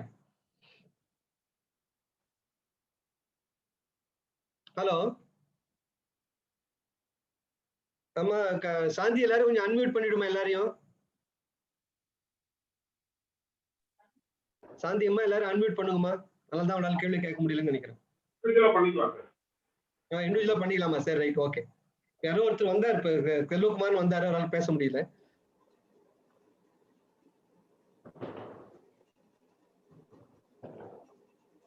ஐயா ஒரு கேளுங்கய்யா. கேளுங்கய்யா. இப்போ சாதாரண மக்களுக்கு என்ன வாய்க்குமோ அதே சன்மார்க்கிகளுக்கு அவங்க அது வாய்க்குமா, அல்லது ஜீவகாரண்யம் பணி செய்யும் போது அது வேறுபடுமா? புலால் மறுத்து சன்மார்க்கத்திலேயே இருக்கிறவங்களுக்கு வேறு வகையில மாறுபடுமா பிறவிகள்? அதை தெளிவுபடுத்த வேண்டுகிறேன் ஐயா. ஆமையா ஆமையா, அதாவது ஐயா இந்த கருணநெறிக்கு வந்துட்டாலே ஐயா கண்டிப்பா அவங்களை அடுத்தது மனித பிறவி தான் வரும். கருணநெறிக்கு யார் வந்து விட்டார்களோ கண்டிப்பாக மனித பிறவி தான் போக முடியும். அதனால ஐயா பெருமாள் வந்து விரைந்து வாங்க ஏன் கூப்பிடுறாருன்னா, இந்த கருணநெறி கை பிடிச்சாச்சுன்னா கண்டிப்பா உங்களுக்கு கீழ்நிலைக்கு போக வேண்டிய அவசியங்கள் வராது ஐயா. அது 100% கேரண்டியா. அதனாலதான் சன்மார்க்கிகள் ரொம்ப மகிழ்ந்து போலாம். அதனால பெருமாள்கிட்ட வந்ததனுடைய பயன் ஐயா கண்டிப்பா அவர்களுக்கு கீழ்நிலைக்கு போக வேண்டிய அவசியம் வராது. ஏன்னா உயிர்குலைதான் பெரிய பஞ்சமகாபாதத்திலே மிகப்பெரிய பாவம் வந்து இந்த கொலை ஐயா. அந்த கொலை செய்தா கண்டிப்பா கீழ்நிலைக்கு போயிட்டு கட்டுண்டு அறுப்புண்டு வெட்டுண்டு சொல்றாரு. அந்த பிரிவை எடுத்துதான் நம்ம அந்த நிலைக்கு போக வேண்டிய அவசியம் இல்லையா. நம்ம எல்லாரும் நிலைக்கு வந்தாச்சு. அது ஒரு பெரிய புண்ணியம் ஐயா. பெருமான்கிட்ட வந்து அடைஞ்சனுடைய அதுவும் கருணை நெறி பிடிச்சிட்டோம். நம்ம எல்லாரும் ஜீவநெறி கையில பிடிச்சதுனால கண்டிப்பாக அது மகிழ்ச்சியோடு இருக்கலாம். இன்னும் நம்ம கருணை நெறியில இன்னும் மேல வளர்ந்துட்டே இருக்கணும். சரிங்கய்யா. இப்ப இந்த மாதிரி சந்தேகங்களை எப்போ வேணுமோ கேட்கலாங்களா ஐயா? 24 hours into 7 ஐயா. வாரம் முழுவதும் எப்படா ராத்திரியோட எழுப்பி என்ன கேட்கலாம் ஐயா. ரொம்ப சிறப்புங்க ஐயா. தயவு வணக்கம். அறிவாளி இல்ல, எனக்கு தெரிஞ்சே சொல்றேன். பெருமாள் கேட்டு நான் சொல்றேன் ஐயா. இல்லைங்க ஐயா, அதாவது சன்மார்க்கத்துக்கு வரும்போதே ஒரு அனுமாசியமான குரல் ஒரு கேள்வி வைக்கும் போது எங்களுக்குள்ள ஒரு தோன்றுது. அந்த மாதிரி சன்மார்க்கிகளுக்கு வரும். கண்டிப்பா வரும். அந்த மாதிரி கேள்வி நான் பல தடவை கேள்வி கேட்டு அதுக்கு பதில் உடனடியா வருது. அது மாதிரியே நடக்குது. கண்டிப்பா கண்டிப்பாங்க கண்டிப்பா. அதனால நீ ஒவ்வொருத்தரும் வந்து தயவோடு இருக்கிறது நல்லதாங்க ஐயா. அப்பதான் வந்து அவங்களுக்கு அந்த ஒரு உணர்தல் ஒரு இல்லைன்னா வந்து ஆணவம் வந்துடும். எப்பனாலும் கேளுங்க. நீங்க எப்பனாலும் எனக்கு போன் பண்ணி கேட்கலாம். போன் நம்பர் இருக்குங்க ஐயா. 980 அவர்கள் போட்டிருக்காரு நீங்க செக்ரட்டரி 98. சரிங்கய்யா சரிங்கய்யா. அந்த இதுல அந்த போன் நம்பர் கொஞ்சம் போடுங்க குமாரவேல். அவர் செயலாளர் போடுறாரு உங்களுக்கு. சரிங்கய்யா சரிங்கய்யா. ரொம்ப நன்றி. தயவு வணக்கம் ஐயா. தயவு வணக்கம். வணக்கம். பாண்டியம்மா எல்லார் வணக்கம். எல்லாருக்கும் வணக்கம். உங்களுக்கு வணக்கம். வணக்கம்மா. இப்ப வந்து அந்த கருச்சிதைவு பண்றாங்க. அந்த மாரிலாம் இருக்கும் பொழுது, அவங்களே பண்ணும் பொழுது வேண்டாம் அப்படின்னு சொல்லி பண்ணும் பொழுது, இப்போ அவங்களுக்கு அந்த பாவம் சேரும் அப்படின்றீங்க. அது கொலை சமம்னு. இப்ப வந்து அந்த கரு வந்து ஒழுங்கா இல்ல, அதனால பண்ணணும்னு மருத்துவர்களோட ஆலோசனைப்படி பண்றாங்க. அப்ப அவங்களுக்கு அந்த தாய், தந்தையருக்கு விருப்பம் இல்லனாலும், அது வந்து அத பண்ண வேண்டிய சூழல் வருது. அப்ப அந்த பாவம் அவங்களுக்கு பெற்றோர சாருமா? இல்ல கண்டிப்பாமா எப்படி அது? பெற்றோர தான் சார். அதாவது 2 இறப்புறமா சில வந்து தானா கருச்சிதைவு நடந்துரும். பயத்தினாலேயோ, கீழே விழுந்தனாலேயோ, ஆக்சிடென்ட்னாலேயோ சமயத்துல கருச்சிதைவு ஆயிடும் சில பெண்களுக்கு. அது வந்து ரோட்ல போறப்ப ஆக்சிடென்ட் ஆகி சாகிறதுக்கு சமம் அது. ஆனால் எந்த காரணம் பற்றியும் உயிர்கொலை காரணமாகணும்னா கண்டிப்பாக அதுக்கு உண்டான பாவம் நமக்கு இருக்கு. இல்ல அது வந்து இப்ப வந்து பெற்றோர்கள் விரும்புறாங்க, எல்லாரும் விரும்புறாங்க. ஆனா அது கரு வந்து ஒழுங்கா இல்ல, ஏதோ ஊனமா இருக்கு, என்னவோ பிரச்சனைகள் நெறைய பல பிரச்சனை மருத்துவ ரீதியா சொல்றாங்க. அப்படி வரும்பொழுது மருத்துவர்கள் ஆலோசனையினால அத பண்றாங்க. அது வந்து குழந்தையா முழு உருவம் பெற்று வராது. இல்ல ஏதோ ஒரு பிரச்சனை நெறைய ஆயிரக்கணக்குல சொல்றாங்க. அந்த மாரி வரும்போது அது நம்ம உண்மைதாம்மா. விரும்பலல்ல. நான் புரிஞ்சுக்கிறேன். அதாவது அந்த குழந்தை வந்து வெளியில கஷ்டப்பட வேண்டாமேன்னு சொல்லி அந்த கருணை அடிப்படையில அதுக்கு அந்த கருவிலே செலுத்திடுறாங்கிற மாதிரிலாம் டாக்டர் கன்வின்ஸ் பண்ணுவார் தான்.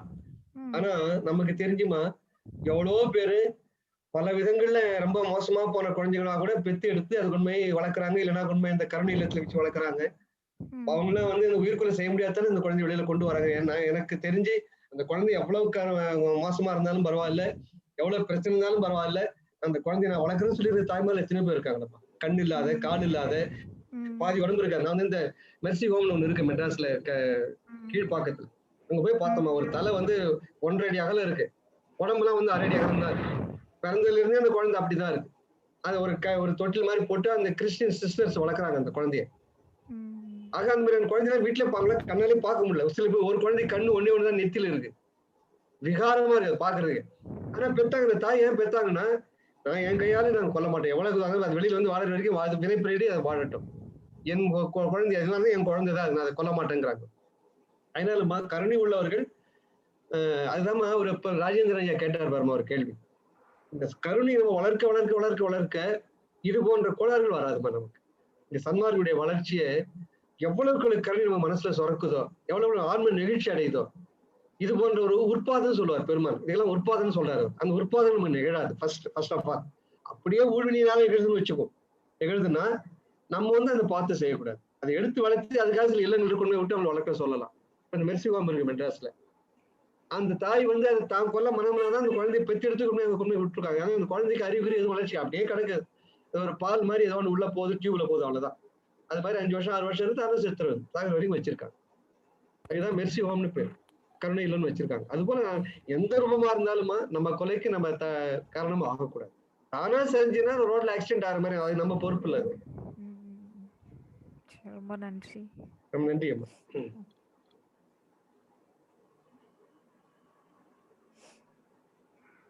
தன் வினையை தானே அனுப்புவது நியாயம். ஆனால் தாய் தந்தையருடைய வினை அந்த மகுவுக்கு வந்து சேர்றது என்ன நியாயம்? அதுதான் நம்ம ஏற்கனவே போன தடவை சிந்திச்சோம். ஒருத்தர் வினை இன்னொருத்தர் டிரான்ஸ்ஃபர் பண்ண முடியாது. இட்ஸ் நான் டிரான்ஸ்ஃபரபிள் இந்த வினை மட்டும். அதாவது தீதும் நன்றும் பிறர் தர வாரா, தீது என்பது பாவம், நன்று என்பது புண்ணியம். அந்த பழைய பாடல் என்ன சொல்ல, சங்ககால பாடல் என்ன சொல்லுன்னா, தீதும் நன்றும் பிறர் தர வாரா, பிறர் தர முடியாதுன்னு. அது பாவ புண்ணியத்தை அப்பா வந்து பிள்ளை கொடுக்கணும், பிள்ளை வந்து அப்பா கொடுக்க முடியாது. நான் டிரான்ஸ்ஃபரபிள். அதனால வந்து அவங்க வினை அவங்க தான் அனுபவிச்சாங்க. அப்பா செய்யற வினை அப்பா தான் அனுப்பணும், தம் பிள்ளை செய்யற வினை பிள்ளை தான் அனுபவிக்கணும். தந்தையோட வினை வந்து பிள்ளைக்கு ஒரு காலத்தையும் வராது. அது மாதிரி பிள்ளை செய்யற நல்வினையுடைய பயன் புண்ணியம் தந்தைக்கு போய் சேராது. மாதா பிதா செய்தது மக்களுக்குன்றாங்களே, அதாவது வந்து உலக மொழி. அது உதாரணமா நம்ம அந்த மனுமுறை கண்ட வாசகத்துல வள்ளலாறு எழுதுவார். அந்த வாசகத்தை அவர் அந்த வீதி வடங்கன் அந்த பசுங்கன்ற தேர்லிட்டு கொன்ற பொழுது அந்த பிள்ளை ரோட்ல படுக்க வச்சு தேரை ஏத்துக்கங்கிற மனுநீதி சோழன். அது மந்திரி எல்லாம் சொல்லுவாங்க, அதெல்லாம் வந்து தப்பு, அது தன் வினையினால ஓடி வந்து சக்கரத்துல மாட்டிக்கிடுச்சு, அதுக்கு போய் உங்க மகனை ஏன் நீங்க கொல்லணும்னு கேக்குறாங்க மந்திரிகள். அப்ப வந்து சொல்றாரு அவர், மாதா பிதா செய்த வினைகள் பிள்ளைக்குன்னு சொல்லுவாங்களே, நான் நல்ல வினை தானே செய்தேன், என் பிள்ளைக்கு ஏன் வினை வந்து நான் அழறா அந்த ராஜா. அப்ப இந்த வாசகம் வந்து பெருமான் எழுந்ததுதான், பெருமான் தான் எழுதுறாரு. மாதா பிதா செய்த வினை மக்களுக்கு ஏன் அந்த வாசகத்தை சொல்றாரு. மனுமுறை கண்ட வாசகத்துல பெருமான் எழுதுறாரு. அது ஏன் எழுதுறாருன்னா, அந்த மனுஸ்மிருதி பிரகாரம் வந்த நூல் அது. அந்த நூலை அவர் சின்ன பிள்ளைங்க எழுதி கொடுக்குறாரு பெருமான். அவர் வந்து கதையை மாற்ற முடியாது. ஆனால் பெருமான் வந்து பின்னால வர எல்லா இடங்களிலும் பாடலையும் சரி உரையாடலையும் சரி வினைகள் வந்து அந்த நண்பர்கள் அன்பர்களும் நம்ம பட்டவர்தமும் எழுதுறாரு பெருமான். அது ஐயம்பாடுக்கு ஐயத்துக்கு இடமில்லாமல் எழுதுறாரு பெருமான். அந்தந்த வினை அந்த நண்பா தான் அனுபவி. மனுமுறை கண்ட வாசகத்தை தவிர மற்ற எல்லாத்தையும் எழுதுவார் பெருமான். மனுமுறை கண்ட வாசகங்கிறது இது சொன்ன வாசகத்தை அப்படியே எழுதுறாரு பெருமானார். ராஜா சொல்லி அழறான். அதுக்கு என்ன காரணம்னா அந்த மனுமுறை கண்ட வாசகம் என்பது மனுஸ்மிருதி அடிப்படையில வந்து ஒரு நூல். அந்த நூலை அப்படியே ஒரு தமிழ்ல மொழிபெயர்த்து பிள்ளைகளுக்கு தகுந்த மாதிரி இள மொழியில எழுதுறாரு, எளிய மொழியில. அவ்வளவுதான். அதனால சொல்லுங்கண்ணா. தக்கார் தகவலர் என்பது அவர் எச்சத்தார் காணப்படும் வள்ளுவர்னு சொல்றாரு. அந்த எச்சங்கிறது குழந்தைன்னு பொருள் பரிமலையர் அப்படி பொருள் எழுத மாட்டாரு. பரிமலையருடைய உரையை பார்த்தீங்கன்னா எச்சம் என்பது அவரவர் விட்டுட்டு போற. உதாரணமா இப்ப வள்ளலார் இருக்காரு, அவருக்கு புள்ள குழந்தை கிடையாது. இன்னை வரையில அவர் புகழ் உலகம் முழுவதும் எல்லா நாட்டுக்கும் பரவி இருக்கேன். அப்போ அவர் தகுதி உள்ளவர் தான் எதை வச்சு புரிஞ்சுக்கணும்னா அவர் பாடலை வச்சு அவர் விட்டுட்டு போன ஞானத்தை வச்சு புரிஞ்சுக்கணும். ஆக அந்த ஒரு மனிதனுடைய பெறற்பாடு மீதி ரெசிடியூவல் இங்கிலீஷ்ல சொல்றாங்க இல்லைங்க, அவன் மீதி விட்டுட்டு போறாங்களே உலக அவனுடைய அறிவு எண்ணம் ஞானம் அவனுடைய குணாதிசயங்கள் அதுதான் எச்சம். ஆக ஒரு உதாரணமா திருவள்ளுவர் இருக்காரு, அவரு குழந்தை கிடையாது. 2000 வருஷமா திருவள்ளுவரை போட்டிட்டு இருக்கிறமே அதான் அவரு விட்டுட்டு போன எச்சம். இப்ப மெய்கண்டார் இருந்தாரு, அவருக்கு குழந்தை கிடையாது. அவர் 5 வயசுலயே அவருக்கு முடிஞ்சு போச்சு எல்லாம். உலகம் முழுவதும் நீங்க எங்கெங்க சைவ மடல் இருக்கோ அத்தனை பேரும் சிவஞான தலைவரத்துக்கு வச்சு ஆடுறாங்க. அதான் விட்டுட்டு போன எச்சம். எச்சம் என்பது மிச்சம்னு அர்த்தம்ங்கிறார். உங்களுக்கு தொல்காப்பியத்து பொருள் எடுத்து பாத்தீங்கன்னா எச்சம் என்பது மிச்சாமாவன எது மீதி இருக்கோ அதான் எச்சம். இப்ப சிஷ்யன்னு சொல்றாங்க பாருங்க, குரு சிஷ்யன். சிஷ்யங்கிற பேர் ஏன் வந்ததுன்னா ஓம் பூர்ணமதக பூர்ணஷ்ய பூர்ணம் ஆதாய பூர்ண சிஷ்யதே. அந்த ஸ்லோகத்துக்கு என்ன பொருள்னா இறைவன் பூரணமா இருக்கான், முழுமையா இருக்கான். அந்த முழுமையான இறைவன் இருந்து இன்னொரு கருணையோ எடுத்தோம்னா மீதி இருக்கிறது இறைவன் தாங்கிறார், அதுவும் பொருள் தாங்கிறார். இறைவன் இருந்து அருளை நம்ம வாங்கிட்டோம்னா அருள் கொடுத்ததுக்கு அப்புறம் இறைவனுக்கு குறையணும் இல்ல குறையாதுங்கிறாங்க. இன்னைக்கு கார்த்திகை தீபத்துக்கு எல்லாரும் வீட்டுல விளக்கு ஏற்றிருப்பாங்க. ஒரு அகல் விளக்குல இருந்து 5 விளக்கு 10 விளக்கு 100 விளக்கு ஏத்துறாங்க. அந்த முதல் அகல் விளக்கு ஒளி குறையுமானா குறையாது. அந்த எது ஏற்றிச்சோ அந்த விளக்கு அதே ஒளியோட தான் இருக்கு. அது போலதான் அந்த இறைவன் பூர்ணமா இருக்கா. எவ்வளவு அவன்கிட்ட இருந்து அருளாகவும் ஆற்றலாகவும் நம்ம எடுத்தாலும் எவ்வளவு வெளியில எடுத்தாலும் இறைவனுடைய பூர்ணம் அப்படியே தான் இருக்கும். அது போல என்ன சொல்றாருன்னா அந்த பூர்ணம் தான் மீதியா இருக்குன்னு சொல்றாங்க பாருங்க. அந்த பூர்ணம் தான் மீதியா இருக்குன்றத அந்த சிஷ்யங்கிற வார்த்தை பயன்படுத்துறாங்க. பூர்ணம் சிஷ்யதேனா பூர்ணத்திலிருந்து பூர்ணத்தை எடுத்தாலும் மீதி இருப்பதும் பூர்ணம் தான்.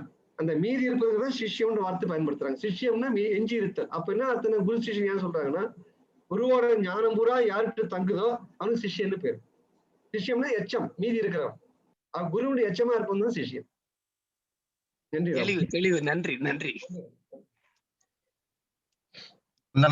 அடியன் முருகேசன் ஒரு கடந்த ஒரு 15-20 நிமிடமா கொஞ்சம் எங்க அபார்ட்மெண்ட்ல பவர் ப்ராப்ளம், அதனால எனக்கு முழுமையா கேட்க முடியல.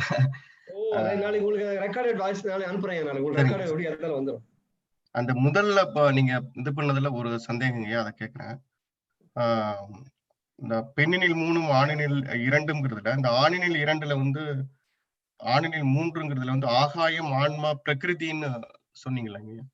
அந்த இந்த பிரகிருதி அப்படிங்கிறது என்ன தத்துவம்? எனக்கு உங்களுக்கு வந்து ஒரு குறிப்பு சொன்னேன், மூலக்கூறுன்னு சொன்னேன். இயற்கையோட மூலக்கூறு அது. அதாவது என்றும் மாறாது இருக்கிறது பாருங்க, இயற்கைன்னு பேருங்க ஐயா. மாறிக்கிட்டே இருந்தா இயற்கைன்னு பேரு, செயற்கைன்னு பேர் அதுக்கு. அதுபோல இந்த பிரபஞ்சம் தோன்றிய நாளில் இருந்து ஒரு உயிருக்கு உண்டான ஒரு கூறு இருக்கு ஐயா, ஸ்பீஷிஸ்ன்னு சொல்லுவாங்க. இப்ப மனித கூறுனா மனிதனுக்கு வந்து இப்படிதான் இருக்கணும், 2 கை 2 காலு ஒரு மூக்கு வாயி, அவனுக்கு வந்து இந்த ஆர்கன்ஸ் இருக்கணும் உடம்புல. இது வந்து ஒண்ணுக்கு ஒரு ஸ்பீஷிஸ் டிஃபைன் இருக்கு ஐயா. அந்த மாதிரி மாடுனா மாடுக்கு ஒரு ஸ்பீஷிஸ் மாடுக்கு இருக்கு. அந்த மாதிரி பறவைகள்னா அந்த இனத்தோட கூறுகள்லாம் ஏற்கனவே எல்லாம் முடிவாயிருக்கு. ஆக அந்த சிற்றடு பசுவை கொண்டு போய் எங்க விடுறான் இறைவன்? மனித தேயத்தை மனிதோட விந்துல விடுறான்னு சொன்னா அந்த மனிதனுடைய மூலக்கூறு கூட இருக்கணும் அதுலயே. ஆல் கண்டைன்ட் என்ற விந்து ஐயா அந்த விந்துல.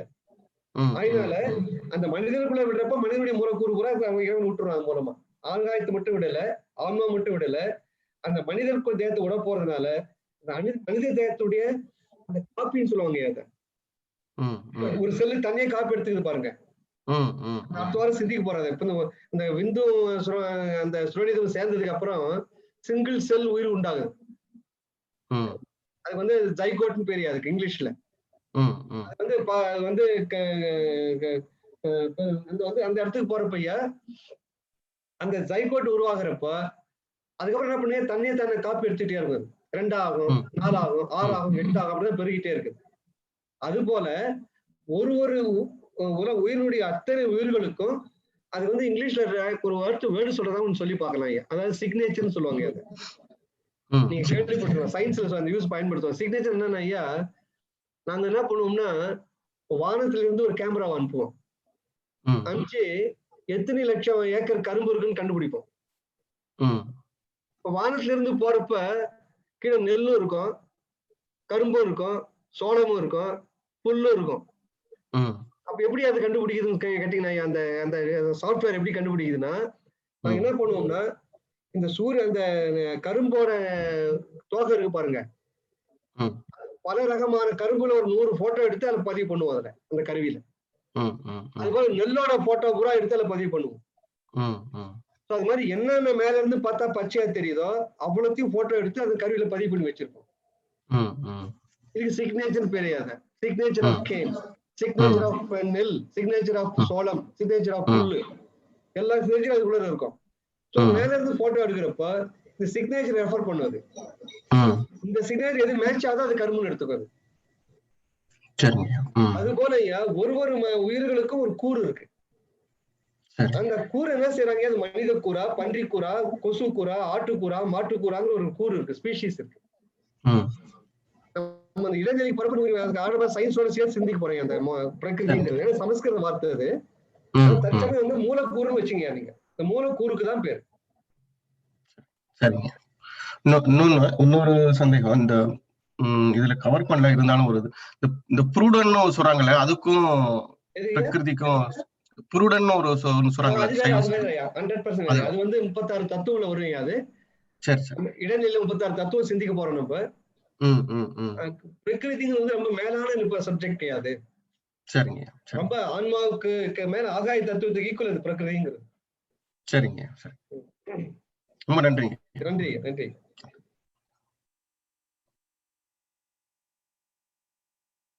இன்னும் ஒரு செய்தி, இப்ப நீங்க அந்த சிந்திச்சு மையம், அதாவது வந்து இந்த பொதுவான சந்தைகள்லாம் கேட்கறதுக்கு ஒரு தனிப்பட்ட ஒரு தளம் ஒன்று இருந்தா நல்லா இருக்கும்னு நினைச்சோமே. இப்ப நீங்க சேர்ந்திருக்கிறவங்க அதெல்லாம் சிந்திக்கலாம். எல்லாருமே சிந்திச்சுட்டு பொது கேள்விகள் யாராவது கேட்கறதா இருந்தா ஆர்வம் இருந்தால் வெள்ளிக்கிழமை வச்சுக்கலாம். ஏதாவது ஒரு டைம் வச்சுக்கலாம், 7 மணி to 8 அது மாதிரி 1 hour வச்சுக்கலாம். அது கூட நல்லா இருக்கும். ஜென்ரலா எல்லாருக்குமே வந்து நிறைய பேர் கேள்வி கேட்கணும்னு நினைக்கிறாங்க, நேரம் போதாமையினால. இந்த சப்ஜெக்ட விட்டு வேற கேட்க கூடாதுன்னு வேற சொல்றோம். 2 கட்டுப்பாடு இருக்கு. நேர கட்டுப்பாடு ஒண்ணு இருக்கு, அடுத்தது வகுப்பு சம்பந்தமா தான் கேட்கணும்னு சொல்றோம். ஒருத்தர் சிற்சபை பொறிச்சவை கேட்கணும், ஒருத்தர் தனிப்பட்ட பொருள் கேட்டுட்டு இருக்காங்க எல்லாரும்.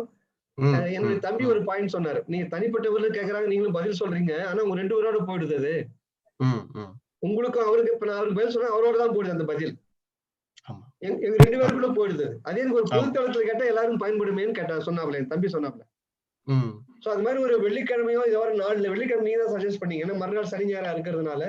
வெள்ளிக்கிழமை எல்லாரும் எதை கேள்வி கேட்கலாம். எப்ப சிற்சபை பொறிச்சவெல்லாம் கேட்கலாம், சாகாக்கால் போகாத்துல வேகக்கால் போ, அது ஒருத்தர் கேட்டிருந்தாங்க. எனக்கு விளக்கு பதில் சொல்லி இருந்தாங்க உங்களுக்கு. பொது கேள்வி எதுவா இருந்தாலும் அதை கேட்கலாம். அது வரையறையே கிடையாது, காலம் மட்டும் தான் வரையறை வச்சுக்கணும் இருக்கு. வணக்கம். ஒரே ஒரு சின்ன விண்ணப்பம் என்னன்னா, வெள்ளிக்கிழமை வந்து நீங்க 1 மணி நேரங்கிறது வந்து எங்களுக்கு பத்தாது. அதான் நானே அன்னைக்கு கூட உங்கள்ட்ட சொன்னேன். இதே மாதிரி 2 மணி நேரம். ஏன்னா கண்டிப்பா என்ன பத்தி உனக்கு தெரியுமா?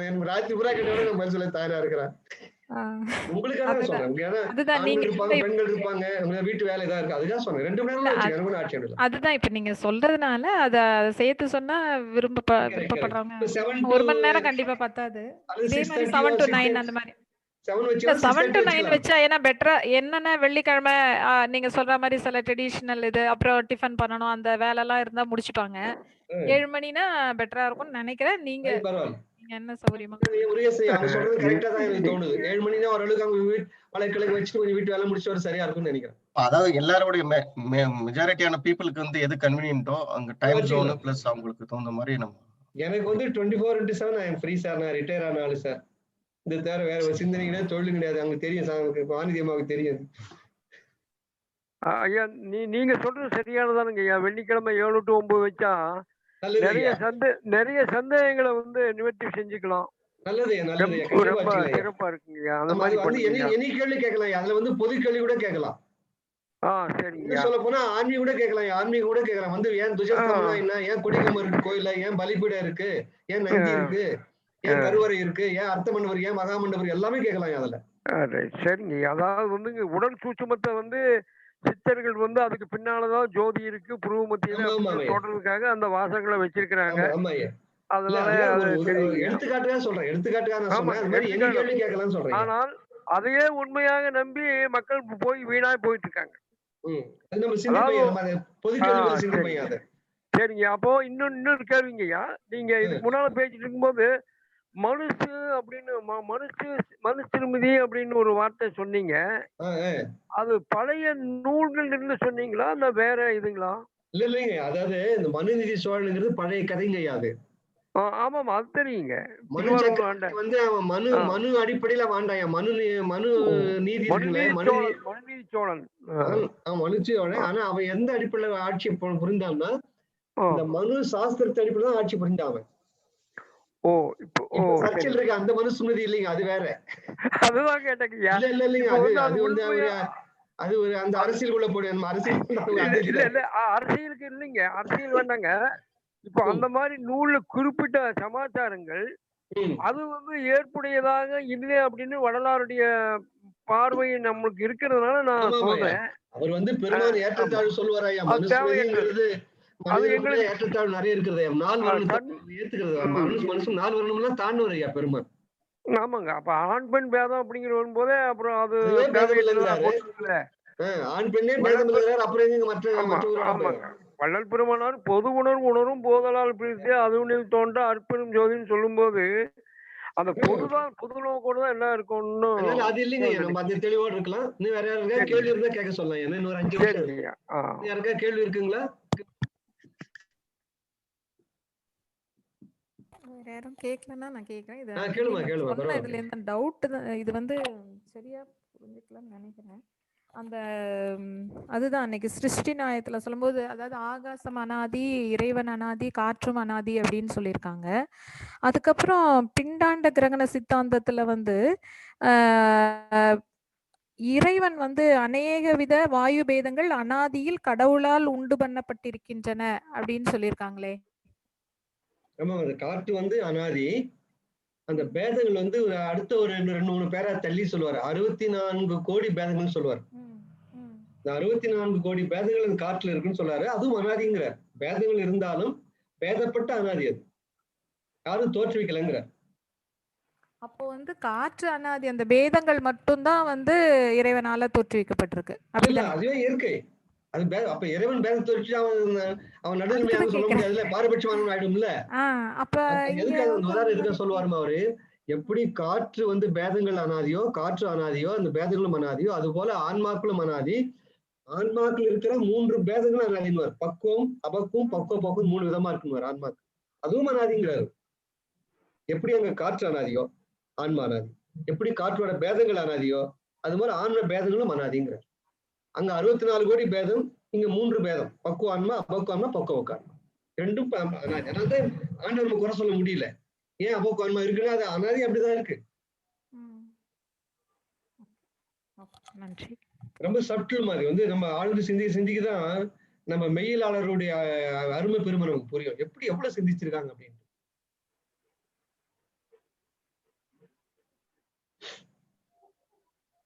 ஐயா, ஒரு சின்ன கேள்வி. சொல்லுங்க ஐயா.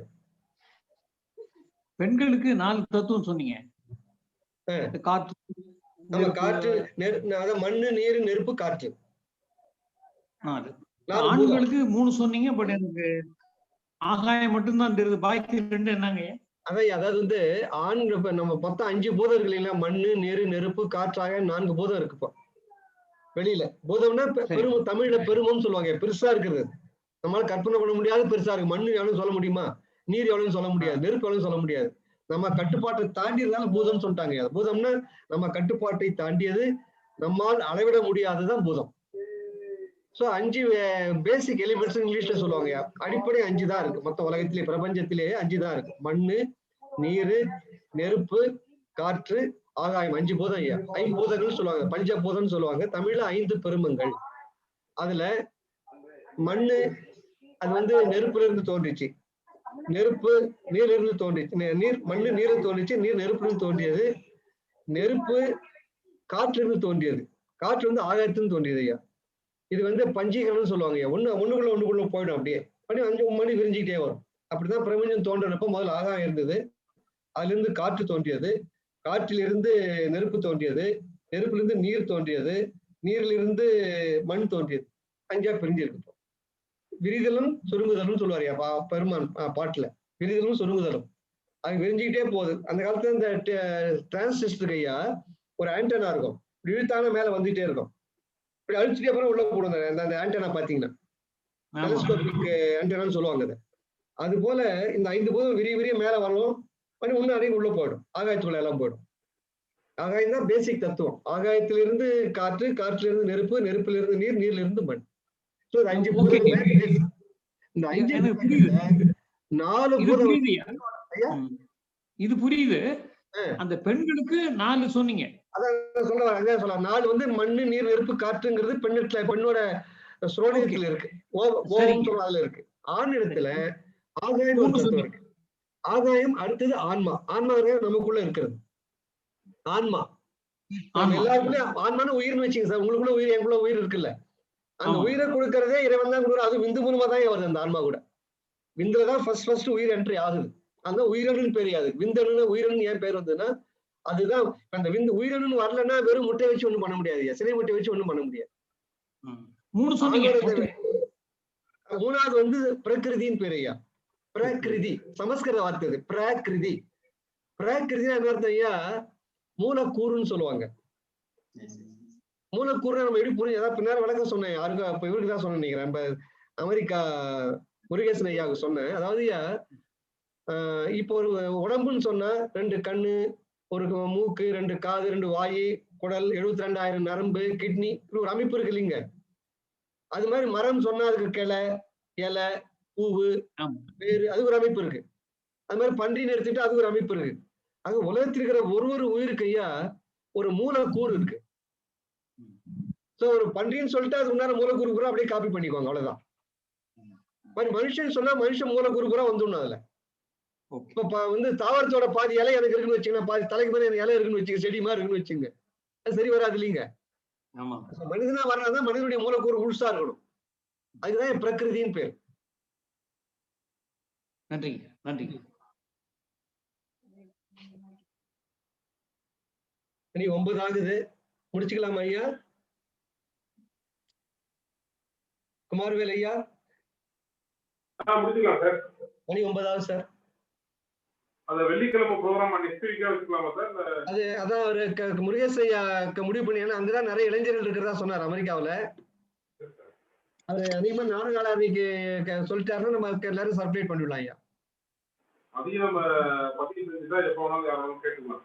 ஆமா ஆமா கேட்டுக்கலாம், கண்டிப்பாங்க. அதுவும் ஜூம் தான் பேச போறோம்.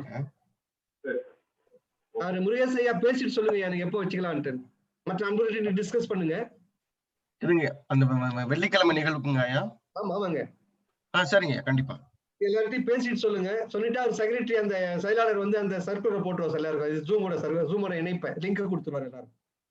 சரிங்க சரிங்க. அருளையும் வந்து அந்த லிங்க் போட்டுரும். சரிங்க. அவர் குமாரவேல் செயலாளர் ஐயா அதுக்கு ஏற்பாடு பண்ணுவார் ஐயா. சரிங்க, நான் 1 or 2 daysல கன்ஃபார்ம் பண்றேன். No problem sir, no problem. So எல்லாரும் முடிச்சுக்கலாம்னு நினைக்கிறேன் சார். எல்லாருக்கும் மறுபடியும் கார்த்திகை ஒளி திருநாள் வாழ்த்துக்கள். எல்லாரும் நான் சொன்ன அந்த அருணாச்சலேஸ்வருடைய அந்த தத்துவத்தை எல்லாரும் உணரணும். மிகப்பெரிய இந்த வெள்ளிக்கிழமை கீழே யாராவது சிவனை பத்தி கேளுங்க, நான் சிவனை பத்தி நான் சொல்றேன். அந்த சிவ தத்துவங்கிறது அவ்வளவு உயரிய தத்துவம். ஐயா வணக்கம். அந்த சிவலிங்கம் ஏன் வந்தது, அதுக்கு அந்த பழவி ஏன் இருக்கு, கீழே ஆவுடியார் ஏன் இருக்கு, ஆவுடியார் ஏன் பேர் வந்தது, அதுல இருந்து தண்ணி போய் வெளியே விடுற இடத்துல ஏன் பிரம்மாவோட செலவு வச்சிருக்காங்க எல்லா சிவாலயத்திலும், ஏன் இடதுகை பக்கம் வலதுகை பக்கம் விநாயகரும் இடதுகை பக்கம் முருகரும் இருக்கு. இது எல்லாத்துக்கும் தத்துவம் இருக்கு ஐயா, அருமையான தத்துவம். இன்னும் குறிப்பா பெண்ணாடத்தை பத்தி கேட்டீங்கன்னா இன்னும் ரொம்ப விசேஷம். ஏன்னா ஐயா இந்த கோயில் ஆகமங்களிலேயே உயர்வான ஆகமும் பெண்ணாடம் கோயில் தான். ஏன்னா அந்த 400 கோயிலையும் சுத்தி பார்த்தவன் அந்த தமிழ்நாட்டுக்கு அத்தனை சிவஸ்தலன்னு நான் பார்த்த ஆள் நான். ஆகினால அந்த பெண்ணாடம் கோயிலுக்கு அவ்வளவு சிறப்பு இருக்கு. அந்த மற்ற கோயிலோட அதுதான் வித்தியாசம் சொல்றேன் உங்களுக்கு. மற்ற சிவாலயம் அப்படி இருக்கு, ஏன்னா உடல் தான், எல்லாமே உடல் தான், உடம்பு தத்துவம் தான். பெருமான் வந்து ஐயா கைலாயம் உள்ள இருக்கிறாரு ஐயா. இந்த கைலாயம் யார் யார் போனாங்களோ இந்த கைலாயத்தை உள்ள பாருங்க பெருமாள். இந்த மானச தடாகம் ஒரு தடாகம் இருக்காங்க, செமி சாலிட்ல இருக்கும். அந்த மேல கால் வச்சாலும் உள்ள இழுத்தும் ஆளாது. அது மாதிரி ஒரு ஆயிரக்கணக்கான கிலோமீட்டர் அகலத்தில் இருக்கையா அந்த தடாகம். அததான் வந்து இப்ப ஒரு ஆண் குழந்தை பிறந்தா ஆண் குழந்தையோட பிறந்ததுல இருந்து உள்ள சுரக்குதுங்கிறார் பெருமாள். இதெல்லாம் புரிஞ்சுக்க வேண்டாமா நம்ம? ஒரு குழந்தை பிறந்ததுல இருந்தே இந்த மானச தடாகம் உருவாகுதுங்கிறார் பெருமாள். இதெல்லாம் பியூர் சயின்ஸ் ஐயா. அதனால நம்ம பொது கேள்வி எல்லாம் வச்சு இதுல வந்து சிந்திக்க முடியாது. ஏன்னா பாடம் பண்ணி தான் இங்க சிந்திக்க முடியும். இப்ப சிவாலயத்தை பத்தி இங்க சிந்திக்க முடியாது. அதனால நம்ம அங்க சிந்திக்கலாம் ஐயா. எல்லா பொதுக்களும் எல்லாரும் அங்க பேசலாம். எல்லாருடைய வசதியை சொல்லுங்க. நம்ம தளபதி அம்மா டாக்டர் அம்மா எல்லாரும் கொஞ்சம் கலந்து பேசி வெள்ளிக்கிழமையா இருந்தா நம்ம அதுக்கு மாதிரி ஏற்பாடு பண்ணிக்கலாம். அதனால எல்லாருக்கும் மணி ஒளித்திருநாள் வாழ்த்துக்களை சொல்லி எல்லாரும் இந்த கண்ணு ஆன்மா மட்டுமல்ல ஜீவனிலும் ஒளி வரட்டும், மனதிலையும் ஒளி வரட்டும், கண்ணு மூக்கு செய்வாய் மெய் இருந்த புற கருவிலும் ஒளி வரட்டும் ஐயா. ஒளி வந்தாலே அந்த உருவம் உடல் எல்லாம் மாறிடும் ஐயா. எல்லாம் பெருமாள் நமக்கு அருள் புரிவார். எல்லாரும் நம்பிக்கையோடு இருப்போம். மகாமந்திரம் சொல்லி முடிச்சுக்கலாங்க. அருட்பெருஞ்சோதி அருட்பெருஞ்சோதி தனிப்பெரும் கருணை அருட்பெருஞ்சோதி திருவருட் பிரகாச வள்ளலார் திருவடிகளே சரணம் சரணம்.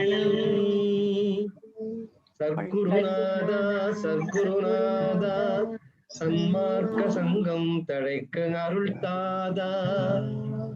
எல்லா உயிர்களும் இன்புற்று வாழ்க, வள்ளல் மலரடி வாழ்க வாழ்க.